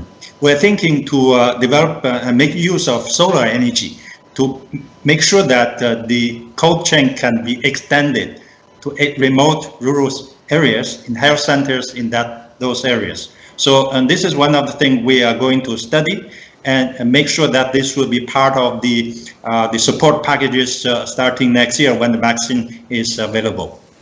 Okay. That's a great point, Yongping, and I think what I've read in terms of these vaccines is some of them have cold chain requirements down to -degrees, which is quite concerning considering many countries in developing Asia will certainly not have that type of infrastructure in place. It's interesting to think that a solar solution is being looked at because, of course, the sun is the most powerful bit of energy that we have here on Earth. So I appreciate that. Okay. Let's get a question from the transport sector. I don't think we've covered much of that yet. So, Tom, for you in the transport sector, so how has it been impacted during COVID-19, and how do you think contractors and consultants can contribute? Yeah, thanks, Luke. Well, as you know, transport sector has been one of the most impacted sectors and is still impacted, and it's a very challenging situation for them. And it's really an unprecedented event, and there are no readily available measures in transport. So, under the circumstances, they need to follow the government travel restrictions and keep social distancing at the work site, practice proper sterilization, ensure all their people have proper PPE, and practice best practice when it comes to worker safety. But like here in the Philippines, we have quite strict regulations on quarantine, and you need to work within the guidelines, but make sure your workers are safe and do what you can. Now, in terms of public transit, it needs to keep going, and it's the most hard hit. Now, design of public transportation, it's not structurally affected, but most of the operators are practicing sterilization and keeping drivers separated from the passengers for their safety, and encouraging contactless payment, medium instead of cash. I've seen that change take place here. And future public transport is going to have inspection facilities, tracing functions, good ventilation, and all of these things built into the systems. But the systemic change has not taken place yet. But I think with this pandemic, we will see changes in anticipation of future pandemics or epidemics. Okay, I appreciate that, Tom. That does make plenty of sense. There will be lasting change after we see the end of this COVID-19 pandemic. All right, perhaps for the education sector, I don't think we've had any inputs there. Manoj, what does the situation look like for education sector in terms of the COVID-19 crisis, and what are the priorities? Okay, all right. Yeah, thank you, Luke. We've all seen school closures in more than 180 countries, 1.7 billion students, which is 98% of world student population, have been adversely affected. School closures and limited operations for 6 to 12 months or potentially longer add to the pre-existing shortfalls in learning. So COVID-19 has actually aggravated the existing inequities in the urban sector. And if I may say, if no actions are taken, we will see re-enrollments will fall, dropouts will rise, learning deficits will increase, and so will the inequalities, particularly to the vulnerable students. Health and safety of children will be affected, long-term setbacks to human capital development and growth, lifetime productivity gains and earnings will suffer. So we'll see a lot of adverse reactions and repercussions And we have also seen that the focus of learning has shifted from school to home, and a lot of burden is being shared by the parents to support learners. To answer your second question on priorities, these unprecedented shocks like COVID pandemic call for aggressive actions. There are several overarching priorities on which ADB is currently working with cities and rural areas, particularly in our developing member countries. First one is to sustain uninterrupted learning, which is anytime, anywhere, through multiple channels like online or offline or hybrid, mobile apps, TV, radio, print, whatever medium is possible, the school education for children should continue.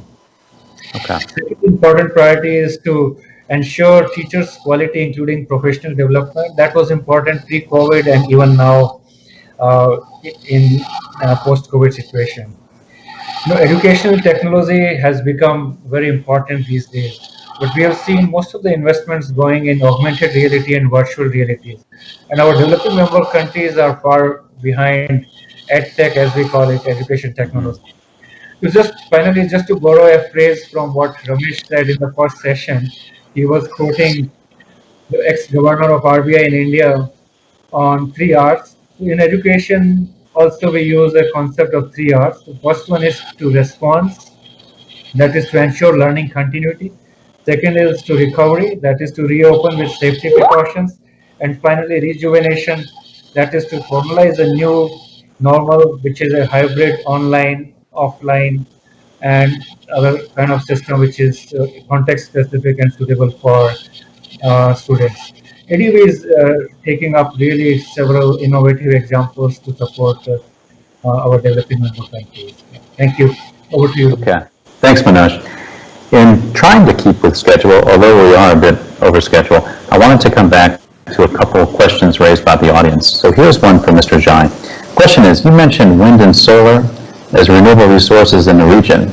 Being located in the Ring of Fire, is geothermal also an area of focus? Over to you, Mr. Jai. Yes, very good question indeed, that all sorts of renewable energy as within the scope of our support. I mentioned solar, wind, but also hydropower. And geothermal is particularly important for the region where we know that, for example, in the Philippines here, we have one of the richest resources in the world, actually. Also Indonesia.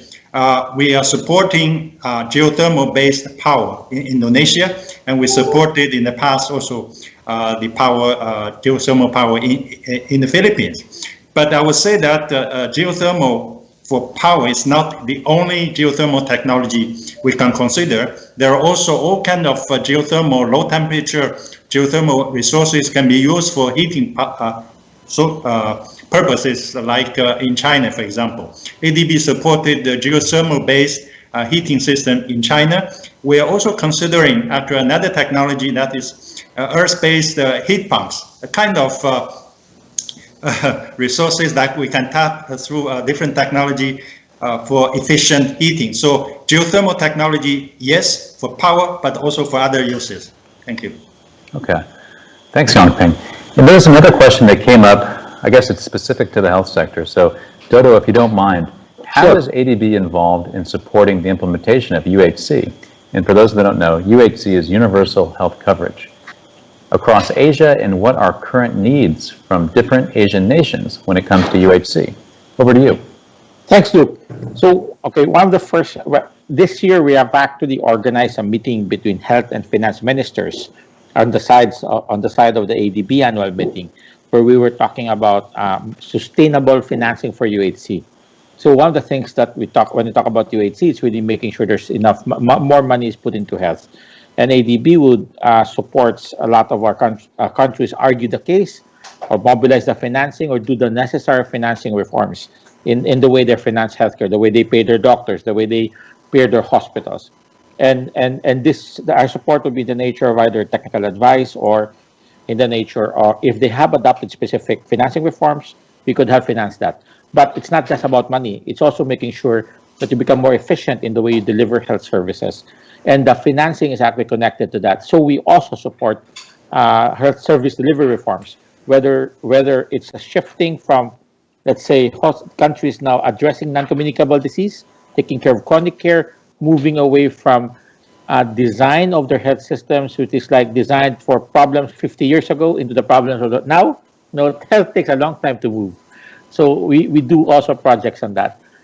So there's a whole range of UHC interventions that we support in Asia and the Pacific. Over. Okay. Thanks for that, Dodo. I know we're getting so many questions from the audience. I feel like we could continue this discussion for the entire evening, but unfortunately we have to keep to schedule. Going to close this down with thanks really for all of our STCC participants. You all have been great and have addressed some very interesting and pertinent issues in light of COVID-19, and also just the general work that ADB does across our different portfolios. Just a message for the audience. So all of you that have registered, we have your email address, of course, and we'll be sending across a survey. That'll come to you within the next day or so. Please do respond to the survey. These events that we put together, they're for our industry stakeholders and others that dial in for them. So we want to make sure that they're fit for purpose and they meet your needs. This is all from me, so thank you very much for listening in. And to provide our closing remarks, I'll now turn it over to a great colleague and mentor, Mr. Ashraf Mohammed, who is Deputy Director is Deputy Director General of our Procurement, Portfolio, and Financial Management Division here at ADB. He has 16 years of experience and was previously Assistant General Counsel in ADB's legal department, where he was responsible for procurement oversight. He has held a number of senior roles in ADB and also in private sector legal practice in London. Over to you, Ashraf. Thank you, Luke. Thank you. Great. And thank you very much, and hello, everybody.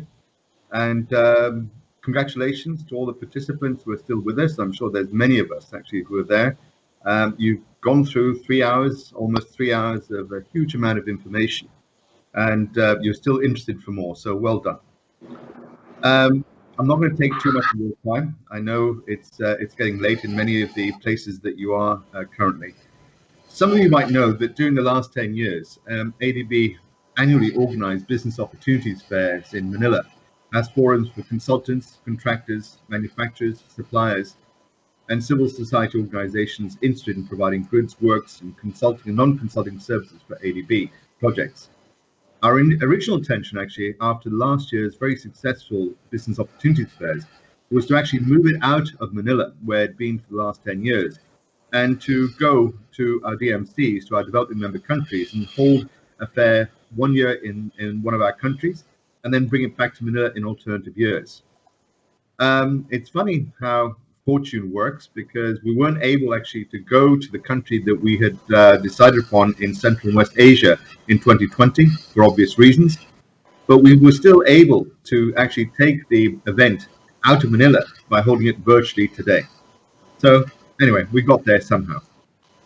Our aim continues to be meaningful and mutual beneficial engagement with consultants, contractors and suppliers and other interested parties despite of COVID-19. It's appreciated that a lot of information was provided today, and as was stated, all the presentations will be made available to all participants. But I would very much echo Julian's point made earlier, that you should really visit the ADB website to find out more about what ADB is doing and what opportunities could be open for you. The website will provide you with a whole host of tools, information that will be very, very useful in your endeavors to work, either to start working with ADB for the first time or continue and expand your opportunities with ADB.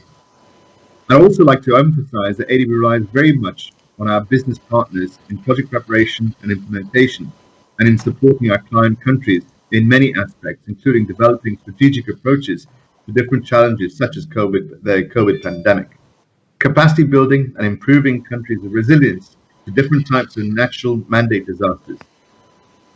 Let me now also take this opportunity to thank all the speakers for their reflections and active participation today. Special thanks, of course, to our external panelists, Ms. Raina Mahideen, Principal Advisor for Nozzle Institute for Global Health, Mr. Teksim Khan, the CEO of Dhaka Water Supply Authority, and Ms. Annalise Averill, the Senior Vice President for Suez. Thank you for sharing your experiences on how different institutions are adapting to COVID-19, the implementation of ADB finance projects, including health and safety measures, and how COVID-19 response strategies should be formulated going forward. This is extremely useful information and feedback, as it comes from real practitioners like yourselves, and we can learn more and share experiences with our client countries. I would also like to take this opportunity of thanking ADB colleagues from other departments for their support for this event. Particularly want to thank the ADB speakers today, and of course our Department of Communication for their hard work and innovative work on the new Business Opportunities website and the videos that you saw today and are on the website. I hope you found this forum useful. It's provided you with tools to start your contribution or to continue with your contribution with ADB finance projects. ADB very much values your continued collaboration, and we hope to enhance that collaboration even further in these challenging times. We hope that with our joint efforts, we will be able to make greater contributions to improving the livelihoods of millions of people across Asia and the Pacific, and especially in these very challenging times. Let me just say thank you very much for your participation today in this event, and wishing you all the best. Keep healthy and keep safe. Thank you.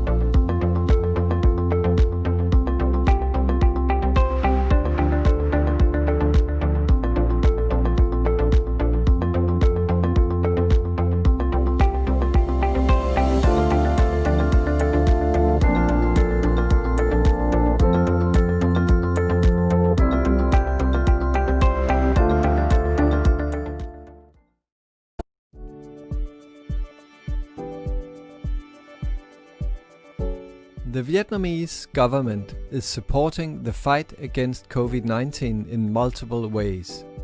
During the COVID-19 pandemic, across Vietnam, the water utility companies assured safe access to clean water and sanitation, as well as sustained control of water quality. Chúng tôi ý thức được cái vai trò rất là quan trọng của thiết yếu về cấp nước sạch đối với cái sức khỏe của người dân, đặc biệt là trong dịch bệnh. Đồng thời chúng tôi duy trì cấp nước an toàn, liên tục, áp lực cao và chất lượng nước tốt và dịch vụ hoàn hảo. Tất cả sự cố xảy ra thì chúng tôi đều đáp ứng rất là kịp thời. Và chúng tôi làm 4 cái buồng khử khuẩn tự động, và đồng thời chúng tôi cũng lấy cái công thức mà sát khuẩn đấy của từ hú đấy, thì chúng tôi chế 5.000 cái lít rửa tay tự động. Và đồng thời chúng tôi cũng cấp nước miễn phí, cấp cái nước uống đóng chai và bình miễn phí cho cả trung tâm là cách ly trên 10.000 người. The COVID-19 pandemic put pressure on the need for speeding up the use of smart digital solutions in the water companies. In Hue, the water company used posters with simple messages to encourage people to use mobile payment for water services. Chúng tôi luôn khuyến khích về cái thương mại điện tử. Với Coco thì phải đi đầu. Từ năm 2015 chúng tôi đã làm hóa đơn điện tử rồi. Nhưng mà người khách hàng họ nhận thức cũng từng bước. Thì đến năm 2019 thì chỉ có 22%. Nhưng mà khi mà dịch bệnh ra thì chúng tôi định những cái thông tin đó thì người khách hàng họ cũng ý thức rằng nếu mà tiếp xúc trực tiếp thì dễ có cái nguy cơ về gây bệnh tật, thì chúng tôi cũng lợi dụng đấy biến cái nguy cơ là thành thời cơ để chúng tôi nâng lên cái tỷ lệ thanh toán qua hóa đơn điện tử là 38%. Rất cảm ơn ADB đã cho chúng tôi là thứ nhất là đã viện trợ không hoàn lại cho chúng tôi quy hoạch một hệ thống cấp nước toàn tỉnh không phân biệt đô thị và nông thôn từ năm 2008. Way Water Utility Company has been working on safer water supply and better access to sanitation for the public for decades. With the assistance of an ADB loan, UWACO has been upgrading and expanding the provincial water supply system to ensure water security and safe water supply for over 95% of the province's population by 2020.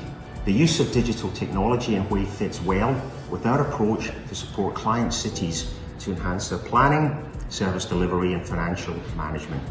We are fortunate to have partnered with the Australian Department of Foreign Affairs and Trade to establish the ASEAN Australia Smart Cities Trust Fund. The Trust Fund supports activities aligned with ADB Strategy 2030, its sustainable focus on livable cities and the ASEAN Sustainable Urbanisation Strategy. Through the Trust Fund, we will continue to support smart city development in cities such as Way across the Asia-Pacific region.